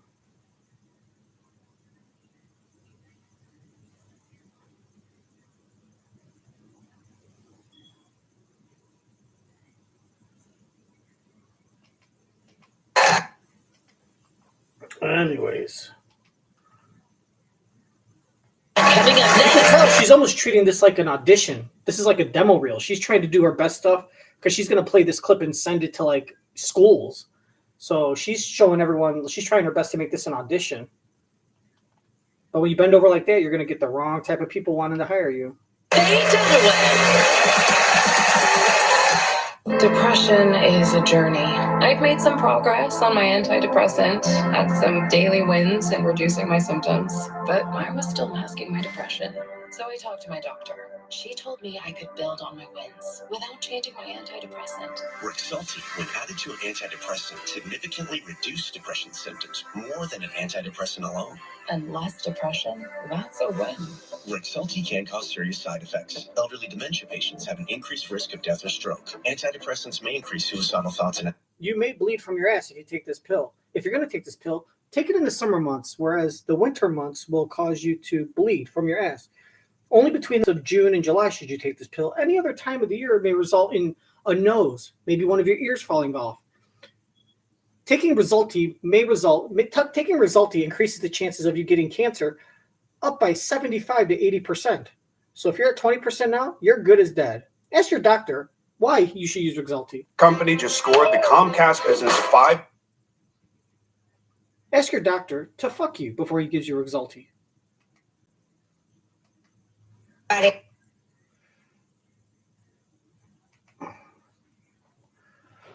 Find yours at Toyota.com. Toyota. Let's go places.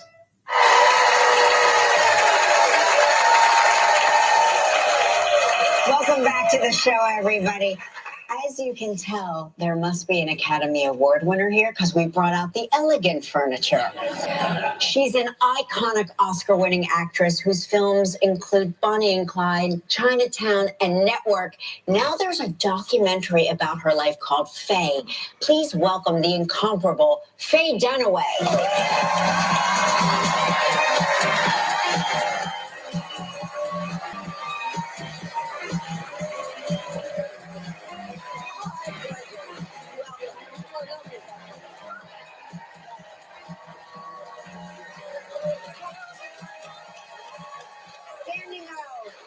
What was that? Did she not give a hug or a kiss? So she hugs and kisses Kelly, but the man's not allowed. Yes. Can I touch your ass, please? Yes, hello. Hello. I am not going to kiss your ass. Hi. Standing O. Standing O for Faye. Wow, standing O. What a lovely couch. This is the Academy Award winning couch. I love it. Yes, we only break it out on special occasions. I don't believe you. No, it's true. Now, you are a true Hollywood icon. I can't say it enough. Like, we are pinching ourselves backstage and hear that you are here. But you're originally from Florida. How do you make the leap from Florida, a girl from Florida, to Hollywood icon? You're wonderful. It's true. It's true. How does one do it? Well, you hear that there are visiting New York directors that visit Boston University. Okay. So I was in school at the University of Florida, and I transferred there because I thought that would be valuable to work with working directors in the industry. And, I graduated with a Bachelor of Fine Arts. Got immediately on a plane to New York. Where did that courage come from? The plane to New York, like you just had the... I don't think it's courage to take... I really don't consider it courageous to take an airplane from Boston to New York. It's a 45-minute flight. It wasn't courageous. The courage to fly 45 minutes on an airplane in the 50s? In the 60s? Oh. No. Get out of here with that. There are visiting New York directors that visit Boston University. Okay. So I was in school at the University of Florida, and I transferred there because I thought that would be valuable to work with working directors in the industry. And, I graduated with a Bachelor of Fine Arts. Got immediately on a plane to New York. Where did that courage come from? The plane to New York, like you just had the stuff. Will, energy, and will. Mm-hmm. You got to always, try to, make it happen. Do it. Follow your love. What you love. So I did that, and then I got to New York. And how long before you got when you landed in New York, moved in, how long was it before? Good question. Before you got your first job? About 6 days. 6 days. Very lucky. Very wow. What I know why. It's because you were hot. And people in TV and movies, especially white men, cast girls that they want to have sex with. I'm trying to say you're not talented. You have to have some talent too. But trust me, the hotter you are, the less talented they're willing to accept to put you on. Ask Mark. They think he's gorgeous. And look, he gets all these little stupid little roles all the time. You know, if he like weighed 40, if he lost that 6-pack and got like 40 pounds extra and had a double chin, he wouldn't get any roles. It's not like, well, he's out of shape. Yeah, but he's one of our industry's finest act. No, we cast him for his looks. We need a brown person, he's brown. We need a fit person, he's fit. We got a lame role. We need someone, the best person we can get for minimum wage. Girls will watch just because they are attracted to him. They want to flick their beans. So give me a break.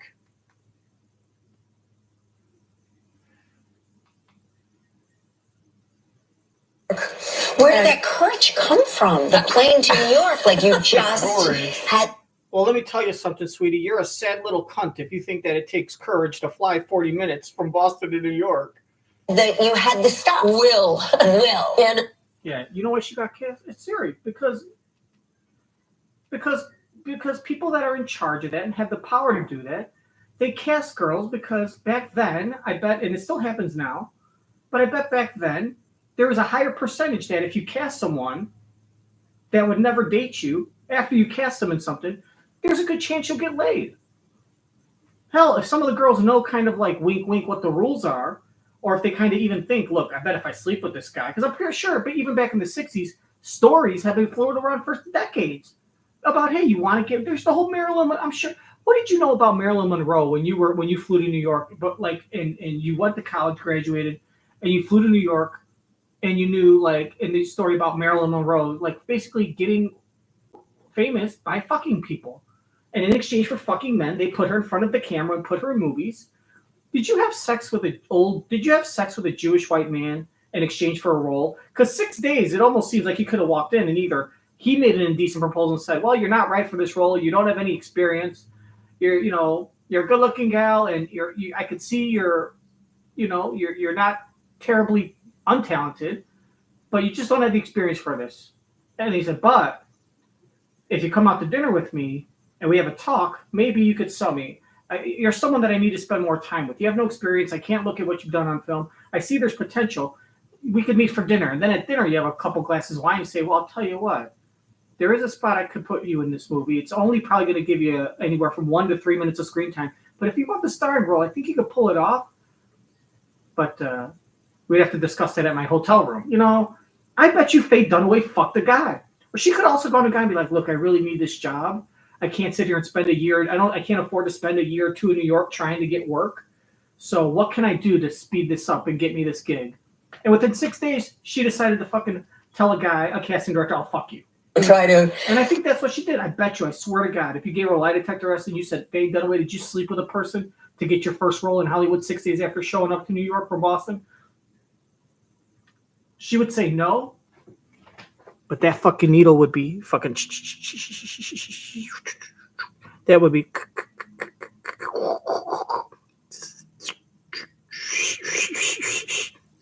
It'd be like this. That shit would be wagging. But then she's gonna take that with her grave. And let people continue to believe she got cast because she was just so undeniably talented with no experience at all. At 22 years old, she fucking goes to New York and gets a job in 6 days because of her talent. Talent doing what? She and Will, you got to always, try to, make it happen, do it, follow your love. That's what you love. So I did that, and then I got to New York.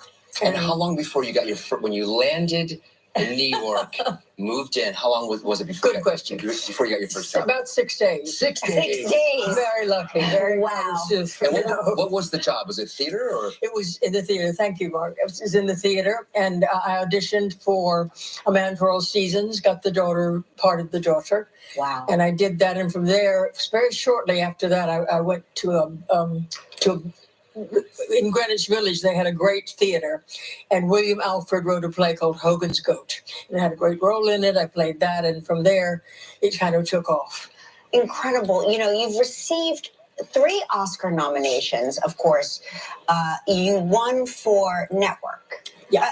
And And do you remember that moment, that nomination, feeling different? Did you know you were going to win? Well, the word on the street was that it was kind of my year. So, but you never know.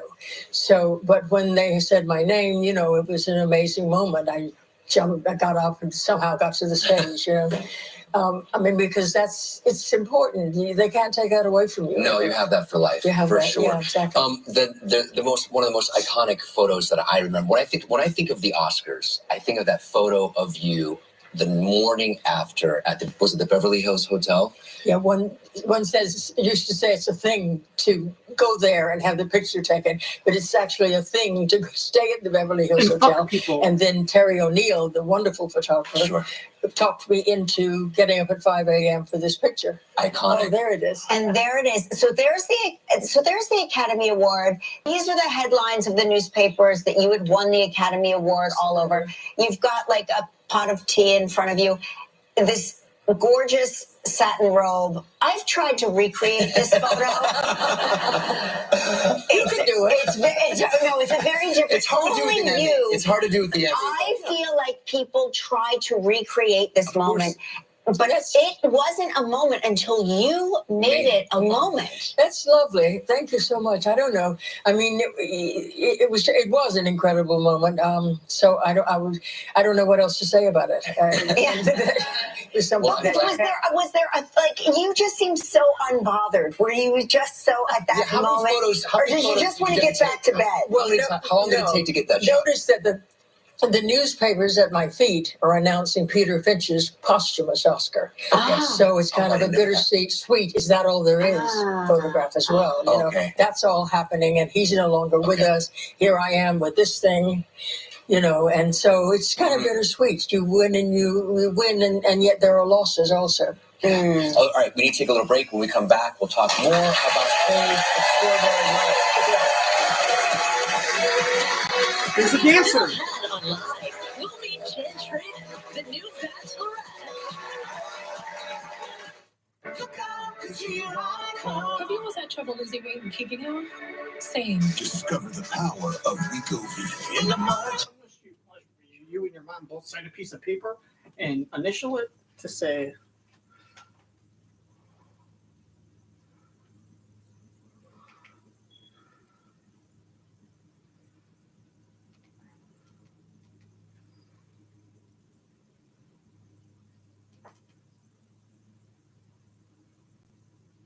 Come on, Jesus fucking Christ. Stop going so slow. Had a hold put on the account. If Jenn hadn't been there to intercept that, it would have been devastating. She kind of saved the day. She was my little guardian angel. I was born Dorothy Faye Dunaway on January 14th, 1941. Dorothy Faye is the little girl with brown hair who stood in the middle of a dirt road in Bascom, Florida, and played hopscotch and Mother May I. But I haven't been Dorothy Faye for a long time. She might have been written out of the script. We hope not, right? She hasn't been. She's very important to me, and that's who I want to go back to sometimes.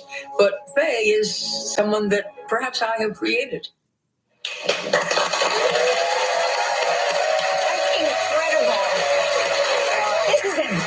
Intimate, a very candid documentary about your life. Why did you decide to do it? Well, the unexamined life is not worth living. I think Sophocles said that. But you have to examine your life, look at your choices, understand why they were made, and learn from it. So that's, if you don't do that, then, as Socrates says, life is not worth living.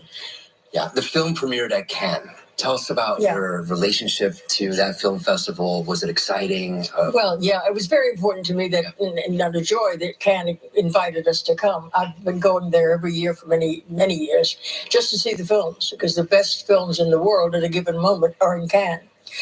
So I've done that to learn and to, just to make myself more knowledgeable about my profession.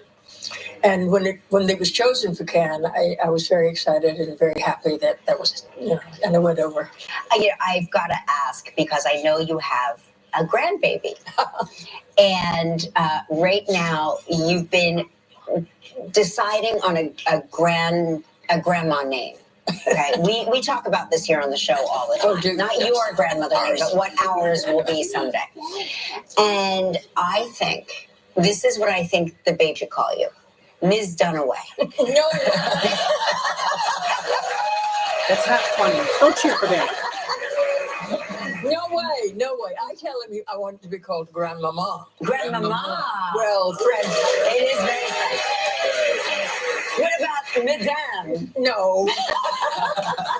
No, but he'll tell me exactly what he wants to call me. And that's what he'll you'll choose it, and it'll be better than any name I could have thought. He's a darling boy. I adore him. Yes. Thank you so much. We are so thrilled. The HBO documentary film debuts Saturday, July 13th on HBO.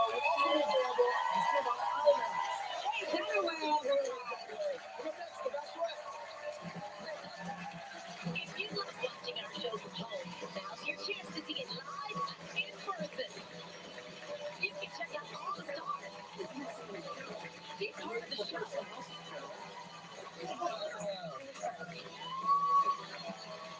And maybe even win a prize. Don't miss out on all the fun. Visit our website and get your tickets for Live with Kelly and Mark now. This is Steve Samantha Malman. This is Illana Malman. Illana just joined the family firm, and she's ready to fight for people injured in a car crash.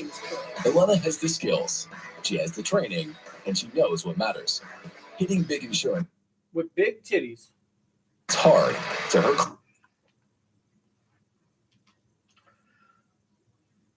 For people injured in a car crash, Illana has the skills. Big titties, hairy pussy. Knows what matters. The ability to make your dick so. Clients can win 3 times more, and she's not throwing any pump. I almost want to hurt myself so she can represent me. For people injured in a car crash, Illana has the skills, she has the training, and she knows what matters. Big titties, a wet pussy, and the ability to make your dick win 3 times more, and she's.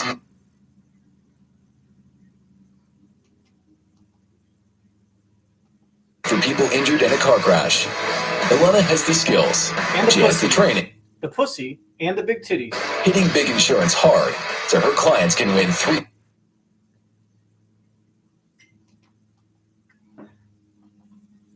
Family firm, and she's ready to fight for people injured in a car crash. Illana has the skills, the pussy, the titties, and the ability to make your dick. Clients can win 3 times more. That was it too. Come on, man. The fuck is this shit? Illana has the skills, the titties, and the pussy, and the ability to make your dick. Hitting big insurance. Making your dick. Oh, okay.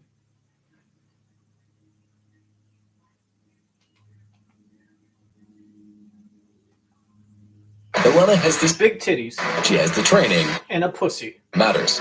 And how to make your dick hard, so her clients can win 3 times more, and she's not throwing any punches. I think you're ready. This is Malman Law, and this family knows what matters most. Look out, 'cause you're on.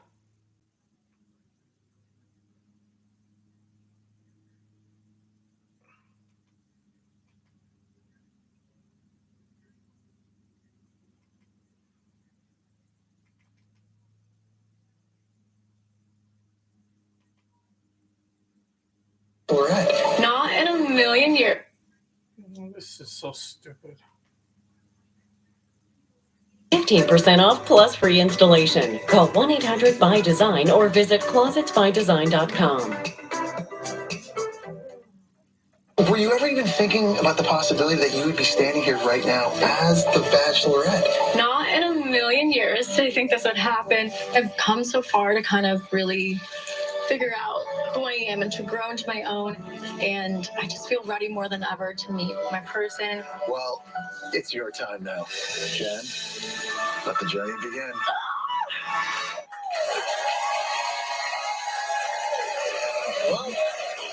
Now she's in the driver's seat as ABC's new Bachelorette. Please welcome Jenn Tran.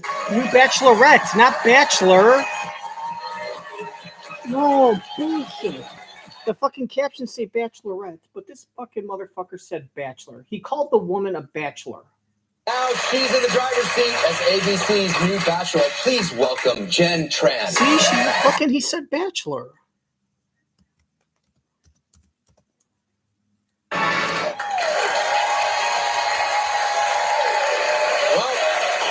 Now she's in the driver's seat as ABC's new Bachelorette. Please welcome Jenn Tran.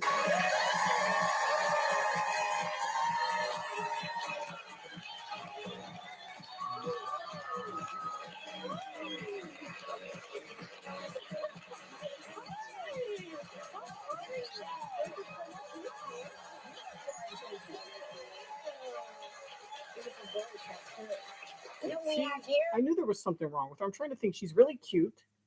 She might be like sweet, which some people might not like because she's too nice, but I didn't see anything wrong with her. What's the red flag? I got it. Look, she's fucking 4'9". She's short as fuck. This girl is like 5'2", and this girl came out on fucking 4-inch heels. This girl came out on 4-inch heels and was still like 3 inches shorter than the 5'2" girl. That's what it is. She's short.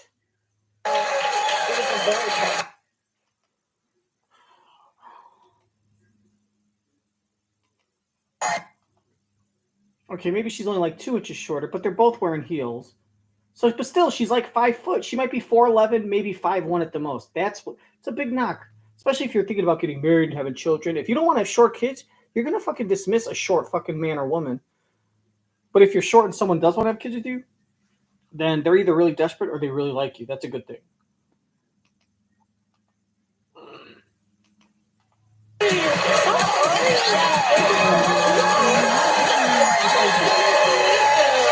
Check out that ass. You know what we have here? What we have here is a Jersey girl. Oh, gosh. Remember when Bryce Howard hugged with her big fucking open dress, like the big skirt just super loose, sat down, fucking like lifted up her leg, across her legs, and showed her fucking red ass hairy fucking bush to the world? You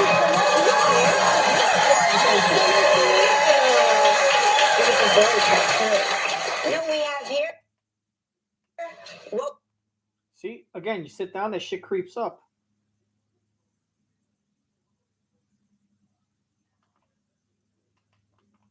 we have here is a Jersey girl.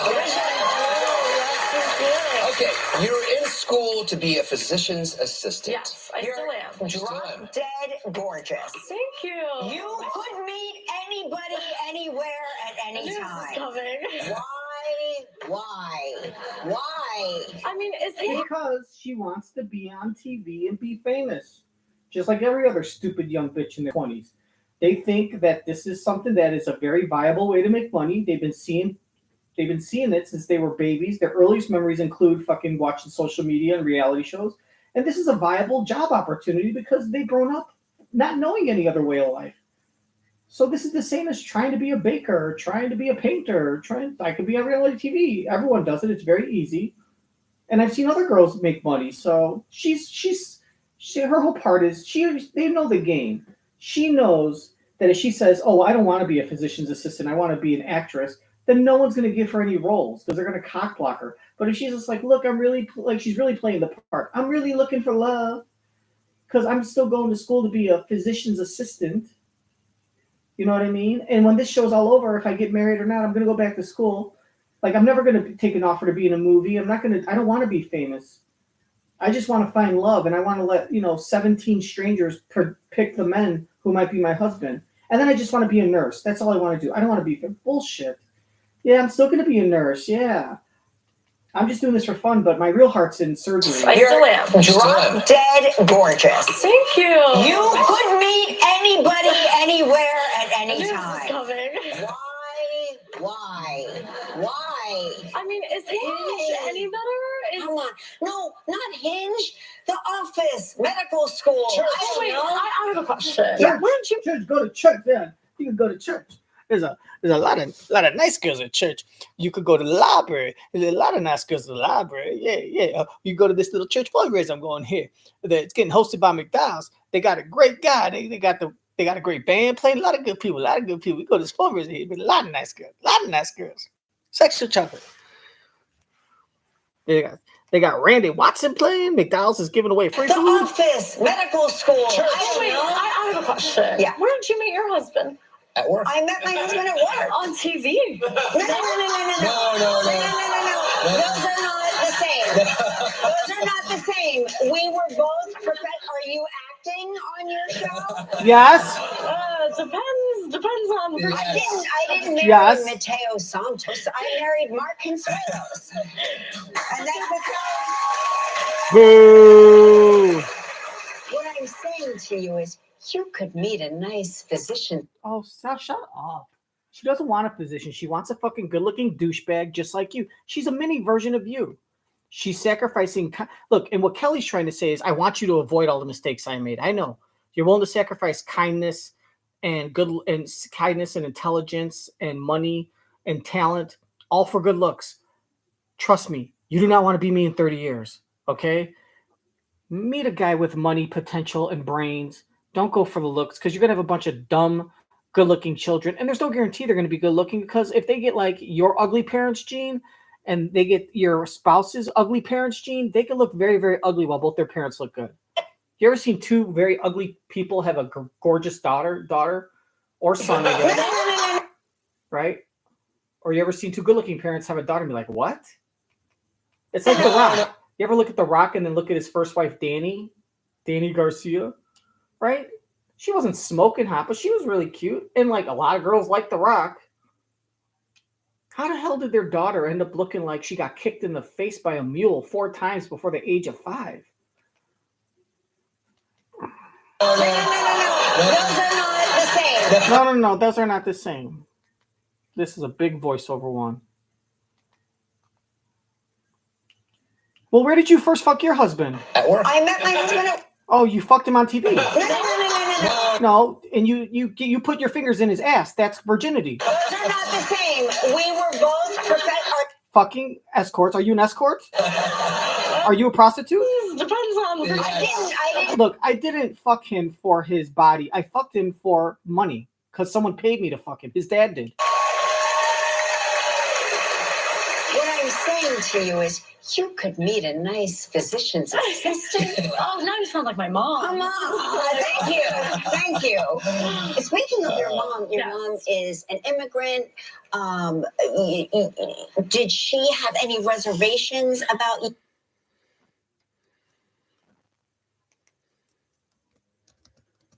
I didn't marry Mateo Santos. I married Mark Consuelos. And that's the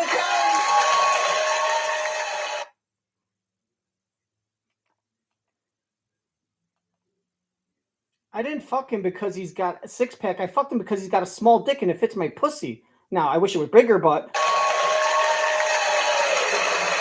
What I'm saying to you is, you could meet a nice physician's assistant. Oh, now you sound like my mom. Come on.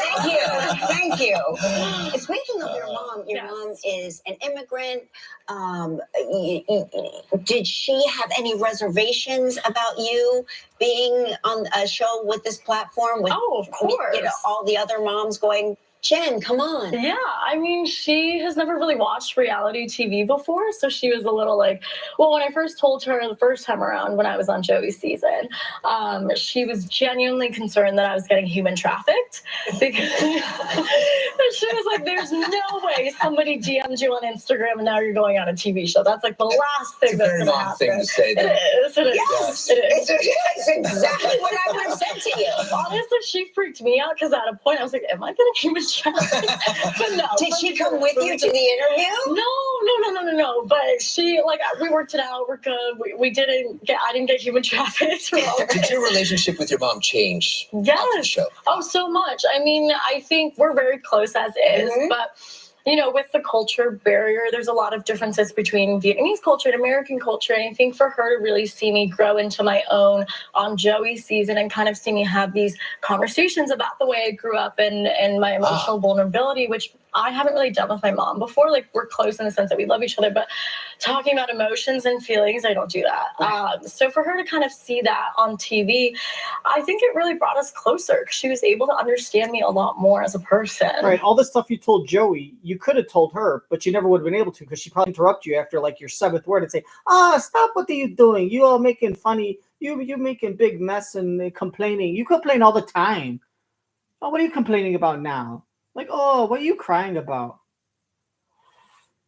So for her to kind of see that on TV, I think it really brought us closer because she was able to understand me a lot more as a person. And did she have, some very strong feelings about Joey in any way when you weren't selected? Is Joey the guy that I like with the nice eyes? He's the guy that you think is cute. Yeah, the nice Mark face. says he's got a kind face. And he wants to fuck him. The best. Well.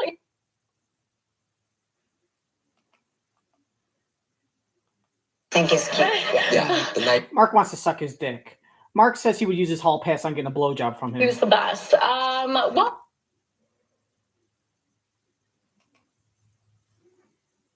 What? Selected? Is Joey the guy that I like with the nice eyes? He's the guy who you said you use your hall pass on to blow in. The nice face. Mark likes to fuck Italian men. Yeah, no, he was the best. Well, my mom obviously thinks I'm like the best person in the world. So when I was off the show, and then so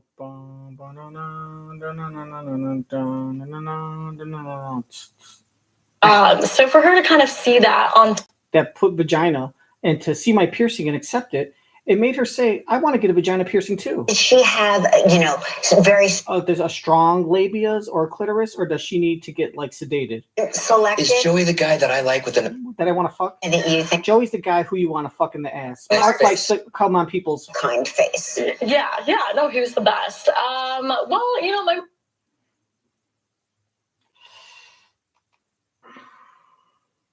Weren't selected? Is Joey the guy that I like with the nice eyes? He's the guy whose dick you want to suck. Yeah, the nice... Mark likes to come on a guy's... A kind face. Yeah, no, he was the best. Well, my mom obviously thinks I'm like the best.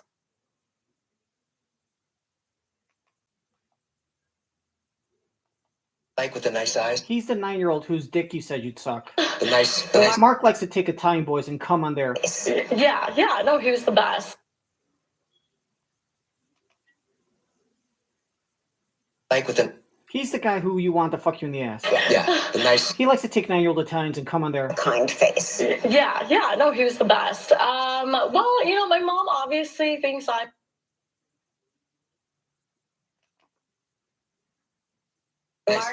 Mark likes to come on 13-year-old boys. Yeah. No. Whoa, no.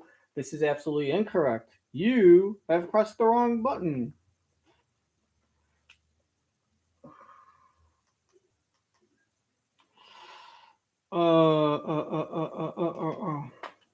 And the thing about his penis, it wasn't skinny like spaghetti, but it just was too skinny for my vagina. And did she have, a strong labia grip on him while your mom was fucking your husband? Weren't selected? Is Joey the guy that I like with the nice... He's the little boy you want to fuck in the ass. Yeah. Mark likes to take 13-year-old Italian boys and come on their... Kind face. Yeah, no, he was the best. Well, my mom obviously thinks I'm like the best person in the world. So when I was off the show, and then she saw him on our TV screen on a Thanksgiving parade, she was like, "We hate that guy. Like he didn't pick our daughter." I was like, "Mom, it's fine. It's really fine." No, I'm still with your mom on this. So take me. So flash forward. Now you're named as the Bachelorette. What does your mom say to that? Oh, well, she knew that she was going to have to go on TV at some point, because then you really have to meet the family, right? The family so her first response was, "You're going to have to hire an actor to pose as your mom, because I'm not going on TV." Done and done. Yes. But, she came around and eventually, she did it for me and she came on, but she was so excited for me as a bachelorette and to be the first Asian American bachelorette. Like, she knows how much that means too. Like, we have just been wanting representation our whole lives. She immigrated over here and she's dealt with. Yeah, just lie to your mom. She don't know anything about American culture. So her first response was, You're going to have to buy a hooker to suck my vagina. Done and done. Just put a little brown face on Kelly. She's good to go. You could take the girl out of the jersey. But you can't take the jersey out of the girl. I'll suck the dick. As long as it's my son's. She came around and eventually, she did it for me and she came on, but she...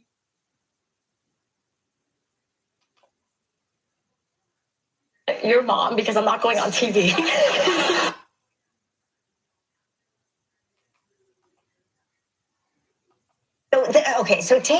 So flash forward.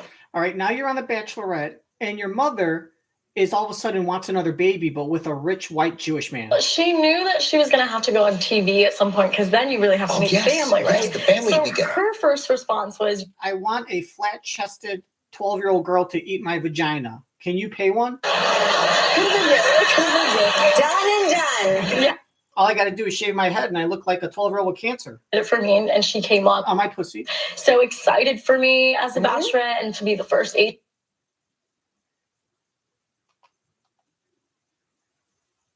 She came around and eventually, she did it for me and she came on, but she was...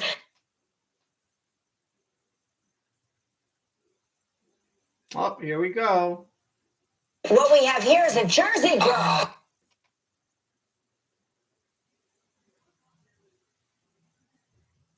For me and she came on, but she was so excited for me as a bachelorette and to be the first. All right, let's go. We're going to fuck this shit up, aren't we? Your mom, because I'm not going on. I need someone to eat my vagina. Done and done. Just a little brown face and a shaved head. She came on my face. She did it for me and she came on, but she was so excited for me as a bachelorette and to be the first Asian American bachelorette. Like, she knows how much that means too. Like, we have just been wanting representation our whole lives. She immigrated over here and she's dealt with a lot of racism and a lot of just people being afraid of something different than themselves. But does that put extra pressure on you, that knowing that you are representing a group of people? Does that put extra pressure on you? I think in the beginning when I was first asked, it definitely was a lot of pressure, but I think it was pressure from myself more than anybody else, because I wanted to be able to portray my story in the best way possible. I wanted to please everybody, but that's not realistic. You can't possibly please everybody. So I just really had to be authentic to myself and tell my story in the way that made sense to me and just do me and not really think about, what's going to make somebody happy across the world. 25 men vying for you. All right, tell us about some of the red flags. What are your red flags? Yes, how many creepy ones were creepy right away? I mean, there might have been a couple. Like, I swear to God, one guy was like staring at my boobs when he was talking to me for the first time. So that was a little creepy. Creepy. Did you get rid of him? You'll have to watch tonight to see. I'm not going to, so just tell me. This is going to be incentive for you to watch to see if Boob Man goes home or stays. So what were the other red flags? Well, definitely emotional maturity was something I was looking for. So if you didn't have that, you got to go. Oh my God. So right away you got rid of 20 of them. So go ahead. Then what happened? No. And really I was just looking for someone who could be open and vulnerable to the journey. And if I felt like they were closed off or a little bit similar to my ex in some way, then I'd be like, you got to go too. Okay. So now that you have selected somebody as your mate, will you bring them back here so I can rake him over the coals and see if he's good enough for you? That was a really nicely worded question. However, I do this all day long. So go ahead. Let me know when he will. What day will you be back with your possible spouse? So I can't confirm or deny that I picked somebody. Yeah, but I'm like a human lie detector. I can sort of see it in there. Yeah, I mean, we'll just have to wait and see what happens. I Yes, we will. We'll wait. Don't forget to watch Jenn's season on The Bachelorette. It's tonight, 8 p.m. on ABC. Come next, we debunk some common skin fads. Enter sensational web trivia, and you can have the chance to win the Roomba i3 Plus from iRobot. Just go to livewithkellyandmark.com to enter today. Dermatologists say that sleeping on wet hair can be very damaging. Unless the wet hair is attached to Faye Dunaway's vagina. Well, that's interesting. It's so bad. Guest stars Ray Romano from Fly Me to the Moon and Kate Upton from Dress My Tour. Plus, Summer Skin Week continues. Now, Kate Upton needs a job. Give her some job as a judge. She'll take a significant pay cut, but, you know. Plus, Summer Skin Week continues. The magic. Oh, did this guy just get? This guy must have just checked out to see if there's skin cancer on what's his face's ball sack, Mark's. Call your doctor if worsened breathing, chest pain, mouth or tongue swelling, problems urinating, vision changes, or eye pain occur. Ask your doctor about Breztri. Bell Tire, the official tire provider for ABC7 Chicago Eyewitness News. Bell Tire, keeping Chicagoland rolling. For one bill to be sucking up all my loot, makes it hard for me to pay my other bills. The ABC7I team investigates natural gas rate hikes. Customers paying more as critics are flagging what they call questionable spending. They're charging them for these things that are actually acting against their own customers' interests. What we uncover, Tuesday at 10.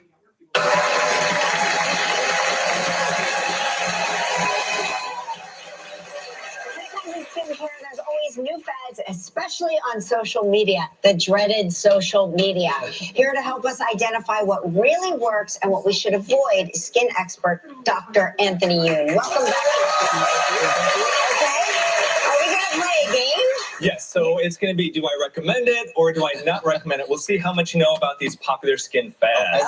I love this first one. Well, I've done this 1,000 times. So you do put toothpaste over a pimple, assuming it's going to get better in the morning. That's right. I mean, I pray and hope.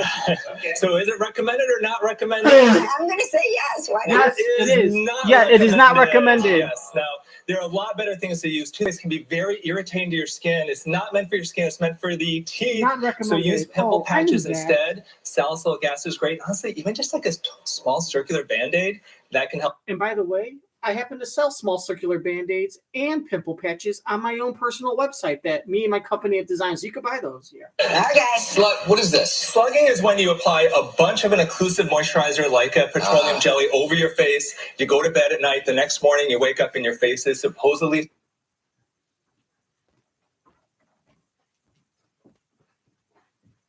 There are a lot better things to use. Toothpaste can be very irritating to your... Oh my God. If I knew the question, I would have gotten this right. No one, why would you put toothpaste on your skin? If that was a good thing to do, then people would just take toothpaste. Companies would, Crust would just take their toothpaste and put it in a different type of bottle and call it pimple remover. Colgate would have a pimple remover cream for like $18.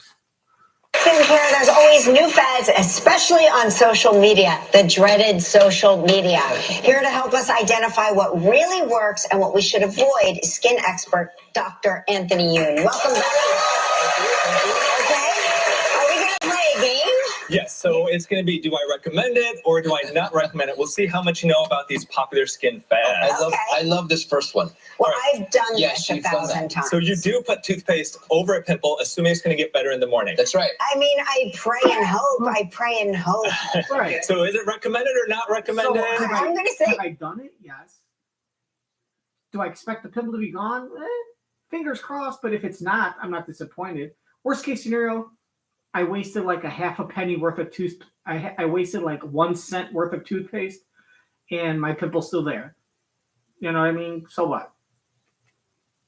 But the ceiling is it might be gone. And hope. So as long as you go in with the mindset of not expecting it to be gone, then there's going to be no disappointment because you have no expectations. But if all it costs is like what 1/4 of a cent of toothpaste, why not? It's not going to make it worse. It's not like I'm going to wake up with 3 pimples. So why not try it for fun? Oh, he doesn't know what he's talking. You do put toothpaste over a pimple, assuming it's going to get better in the morning. That's right. I mean, I pray and hope. So is it recommended or not recommended? I'm going to say yes. Why not? It is not recommended. Yes. Now, there are a lot better things to use. Toothpaste can be very irritating to your skin. It's not meant for your skin. It's meant for the teeth. So use pimple patches instead. Salicylic acid is great. Honestly, even just like a small circular Band-Aid, that can help take down the inflammation. But what if you don't have those handy? What if you only have toothpaste with you? Still don't use it. Try something different. Okay. What is this? Slugging is when you apply a bunch of an occlusive moisturizer like a petroleum jelly over your face. You go to bed at night. The next morning, you wake up and your face is supposedly softer, more moisturized. Recommend it or don't recommend it? I'm going to say recommended it. It does make sense. Well, first of all, I mean, he said supposed, but this is like Stump Mark. Why would you say supposed if that just means you're giving us the answer? This is a game we're supposed to guess. You wouldn't give us the answer, which means he's trying to trick us, which means he would recommend it.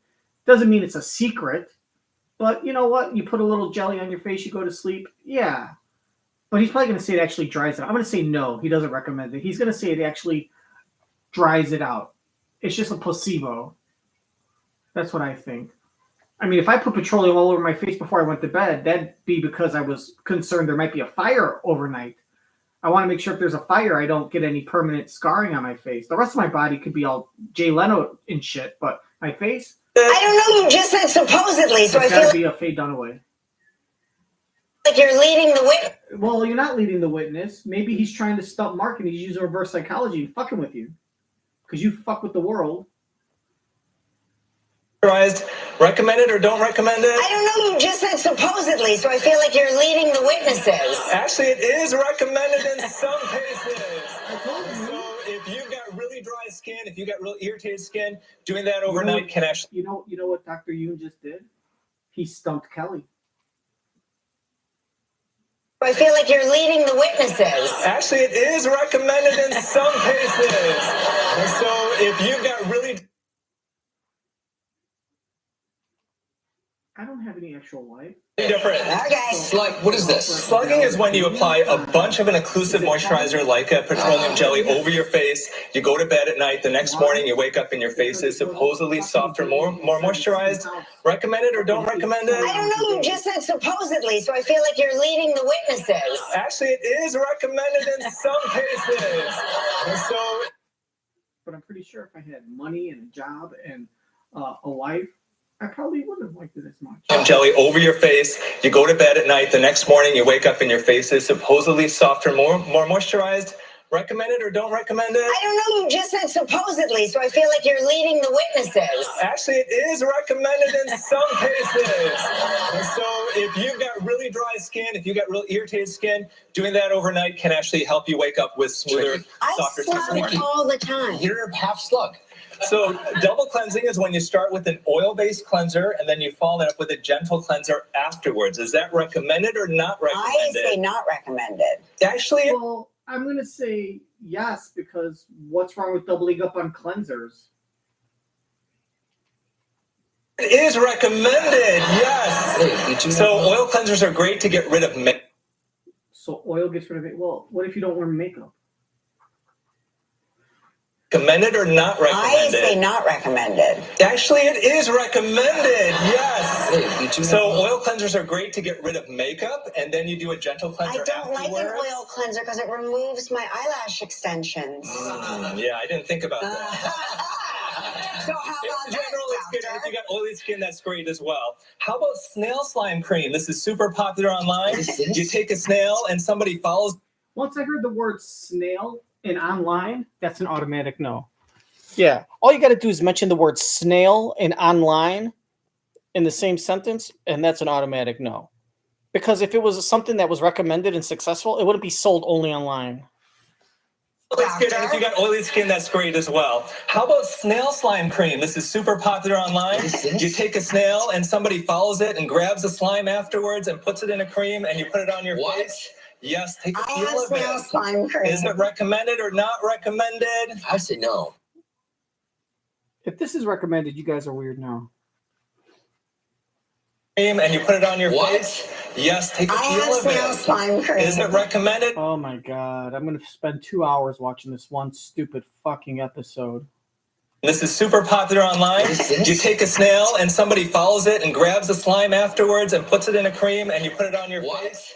Yes, take a feel of it. Slime cream. Is it recommended or not recommended? I say no.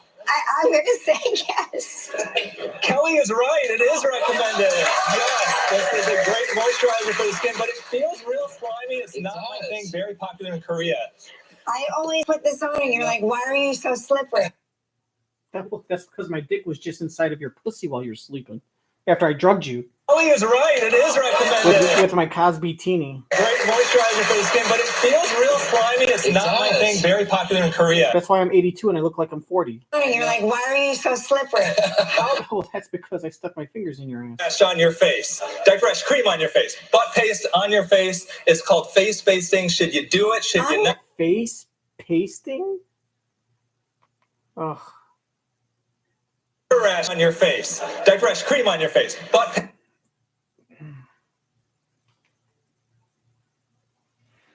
This is a great moisturizer for the skin, but it feels real slimy. It's not my thing. Very popular in Korea. I always put this on and you're like, why are you so slippery? How about diaper rash on your face? Diaper rash cream on your face. Butt paste on your face. It's called face pasting. Should you do it? Should you not? I'm going to say no. Actually, it is recommended. What? Yes, if you've got really dry, irritated skin, then you apply butt paste on your face. It's zinc oxide. It's very anti-inflammatory. You wake up in the morning, it feels much nicer. What is this one? How about breast milk on your skin? Is breast milk good for the skin or not? What do you think, Kelly? I'll go with Mark. I don't know. Studies show that breast milk is great for eczema and for mild skin irritations of your baby, so it is recommended, but just be careful. If your baby's got a real infection, it's not an antibiotic. So I shouldn't put my breast milk on his skin. What about for razor burn? Actually, it may help with things like that. Yes, it could potentially help. Hurry up next, we're going to find out if we should be using Laura's moisturizer. Tomorrow on Live, Kate Upton. When your home gets bugs, the struggle is real. That's why you need Zevo traps. Zevo.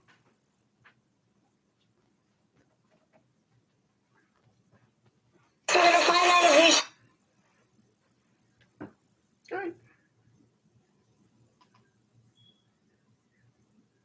I say no. I'm going to say yes.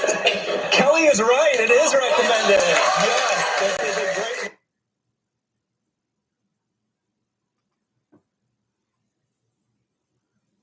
Oh. Actually, it is recommended. What? Yes, if you've got really dry, irritated skin, then you apply butt paste on your face. It's zinc oxide. It's very anti-inflammatory. You wake up in the morning, it feels much nicer. What is this one? How about breast milk on your skin? Is breast milk good for the skin or not? See, he said butt paste, and the caption said, put this paste. Do it, should you not? I'm going to say no. The caption says, put this paste, and Dr. Youn said, put butt paste. No. Actually, it is recommended. What? Yes, if you've got really dry, irritated skin, then you apply butt paste on your face. It's zinc oxide. It's very anti-inflammatory. You wake up in the morning, it feels much nicer. It feels much nicer, like your butthole, huh? Oh.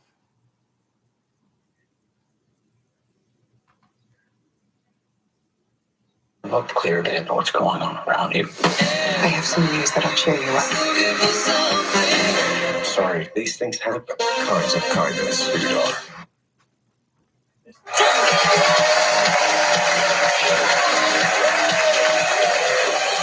Dr. Anthony Youn, and we are slippery.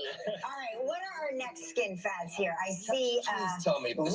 So there are people who are applying lard as a facial moisturizer or beef tallow. Should you use that? Is it recommended or not recommended? I'm going to say it's gross, so I'm going to say no. I'm going to say yes. I'm going to be contradictory. It's actually okay for the skin, but it can leave a beefy scent to your face. So not necessarily. I mean, it's so-so. There are better moisturizers out there, and don't do it yourself. It's like buy a commercially available. He's going to be all over me. Maybe I should only bathe in You and the dogs.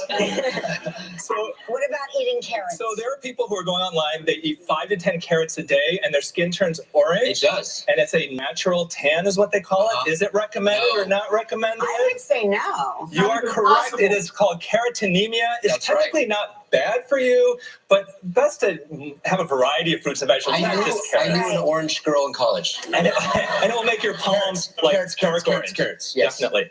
Korean exfoliating cloths. Take a feel of these. These are very rough. Are these something that our dermatologists recommended? Do I recommend you use these? Yes or no? I would say yes. I would say no. No. It actually is recommended for the body, but not necessarily for the face. Okay, the body so don't use it for your face, but Can definitely I the wipe this on my body. vagina? It will, however, if you do that, it will leave a ring of dead skin in your tub if you use it, which is satisfying, but also kind of gross. Put these in the trunk of my car. Yeah, but those are great. Your skin will feel soft and smooth afterwards. Amazing. Tantering is basically applying a sunscreen on your face as a way to create a pseudo natural contouring. That's a no. You are correct. This is a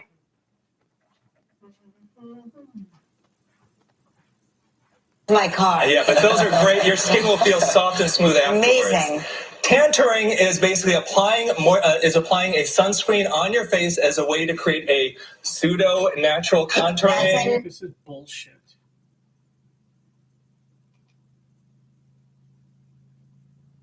Like carrots, yes. Definitely. Korean exfoliating cloths. Take a feel of these. These are very rough. Now, should you rub these on your dick and balls and your vagina, or should you just eat them? I would say yes. I would say. Okay, so it is recommended to wipe on your vagina. But not necessarily for the face. Okay, the So body don't use for it for your sure. face, but definitely But if you do wipe it on your vagina, make sure that you keep your labias open. Because if not, your tub if you use it, which is satisfying, but also kind of gross. Put these in the trunk of my car. Yeah, but those are great. Your skin will feel soft.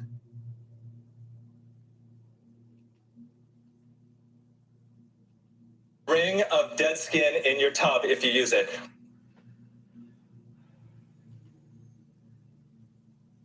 Korean exfoliating cloths. Take a feel of these. These are very rough. now, can you suffocate children with this, and would I recommend that? Is these yes or no? I would say yes. Actually, you can suffocate children, but I don't recommend it. I recommend you wipe your penis and vagina, but not your face. Your face, but definitely the body. If you are going to rub it on your vagina, make sure your labias are open because Of dead skin in your tub if you use it, which is satisfying, but also kind of gross. Put these in the trunk of my car. Yeah, but those are great.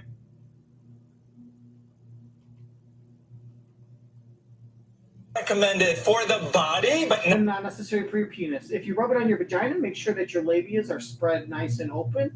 Or ring of dead skin in your tub if you. Come on.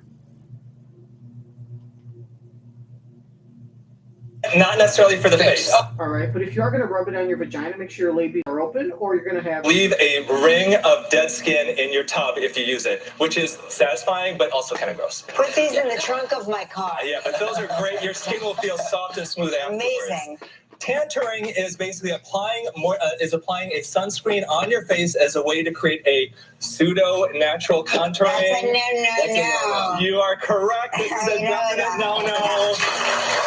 SPF 30. It's got to go all over. It's not just where you want it. And your neck and your chest. All right, the final thing. The last one I can't. There is a trend to use menstrual blood as a face mask. And it's the idea that blood is so healthy for your skin and your skin will look and feel better afterwards. Recommended or not recommended? Yes. Please, dear God, say not recommended. It is recommended. Just kidding, it's not recommended. Of course not. Menstrual blood contains more than just blood. It may have bacteria. Yeah. I think you Final thing. The last one I can't. There is a trend to use. Except for that 17-year-old slutty dancer. It's the idea that blood is so healthy for your skin and your skin will look and feel better afterwards. Recommended or not recommended? Please, dear God, say not recommended. It is recommended. Just kidding, it's not recommended. Of course not. Menstrual blood contains more than just blood. It may have bacteria. It may have fungi. It may even have discarded epithelial cells from the inner uterine lining. Okay. You should have put it on your face. You can get infections from it. Thank you, Dr. Youn. Yeah, don't forget to check out the Younger Life everywhere books are sold. We'll be right back. If you would like to know more about anything you see on Live, log on to our website at livewithkellyandmark.com.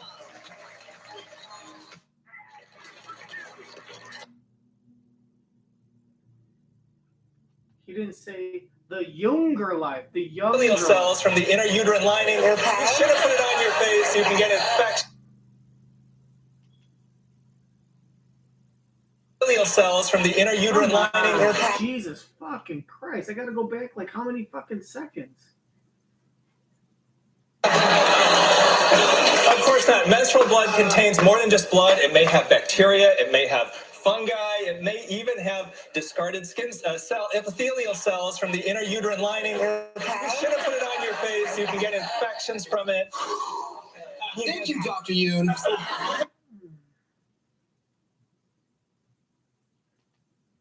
I don't know if I could do it anymore. Of course not. Menstrual blood contains more than just blood. It may have bacteria. It may have fungi. It may even have discarded epithelial cells from the inner uterine lining. Okay. You should have put it on your face. There's that daytime Emmy Award acting.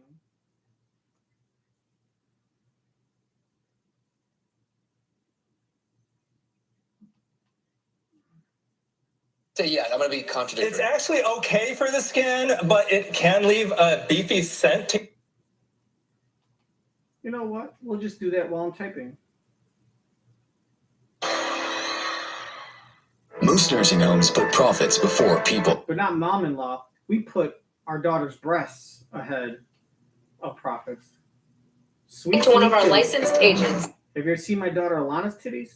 Check them out in 7 of our next commercials. 1, 2, 3, 4. The Fab Four, the ultimate tribute, brings every era of the Beatles in a note-for-note performance on Friday, August 30th at Four Winds Casino, New Buffalo. Hey, tickets on sale now at Ticketmaster.com. Don't miss an uncanny tribute by the Fab Four, the ultimate tribute, August 30th at Four Winds, New Buffalo's Silver Creek Event Center. Most nursing homes put profits before people, so they ignore essential care. And when they look the other way, here's who they'll see coming. This is Malman Law. When nursing homes won't look out for your loved ones, Malman will. Bed sores, broken bones, even unexplained death. Malman Law will uncover the truth about what really happened. Nursing homes hide their problems, but they can't hide from justice, and they will pay compensation. Malman Law. We know what matters most. Closed captioning, sponsored in part. Penises. May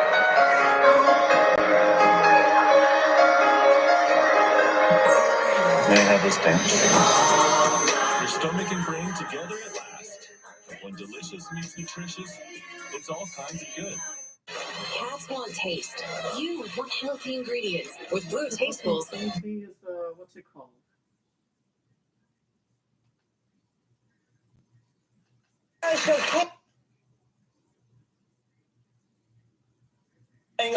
Is applying a sunscreen on your face as a way to.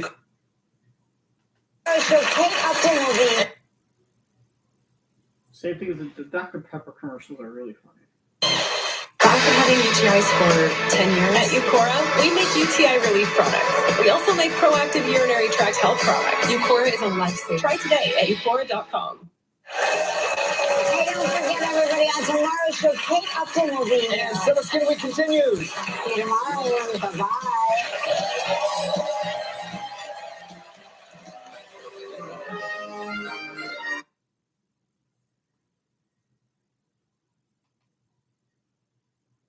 And we'll put my menstrual blood on Mark's face. And Summer Skin Week continues. See you tomorrow. Bye-bye. You've had my menstrual blood on your face like hundreds of times. I didn't know I was going to eat your pussy that night.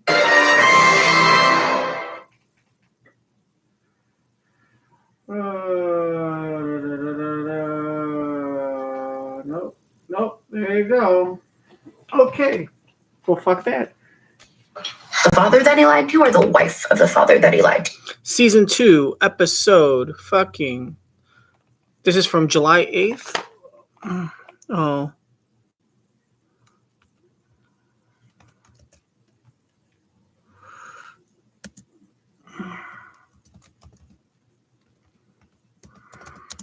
What was the voiceover about? About how...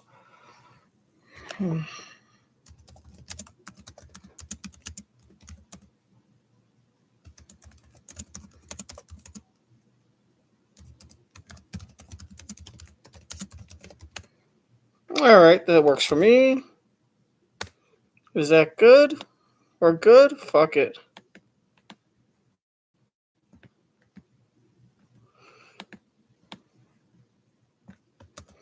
There we go. There we go. There we go. There we go. I don't care.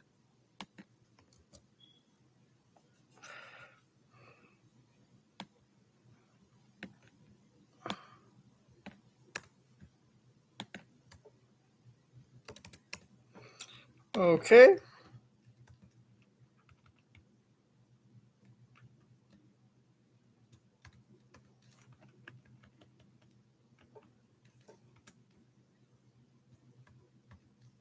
Okay.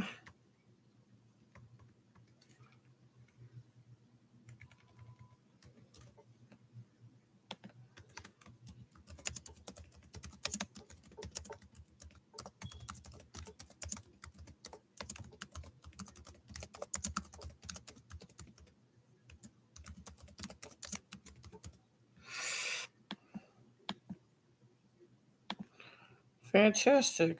Before. Seizure. Did I spell seizure right? A seizure, like the old.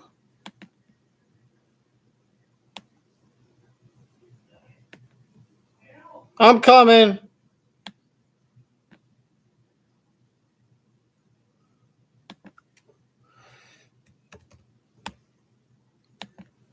All right, guys. Well, that's it. We're going to roll this out. Season 2, episode 217 from July 8th, live with Kelly and Mark, Summer Skid Week. Shout out to the very short girl if I meet you. I might be desperate enough to take someone under 5 foot. But until next time, I'll see you next time. And thanks for watching. Thanks for watching. Bye. Thanks for watching. Not bye to you. I'll see you again.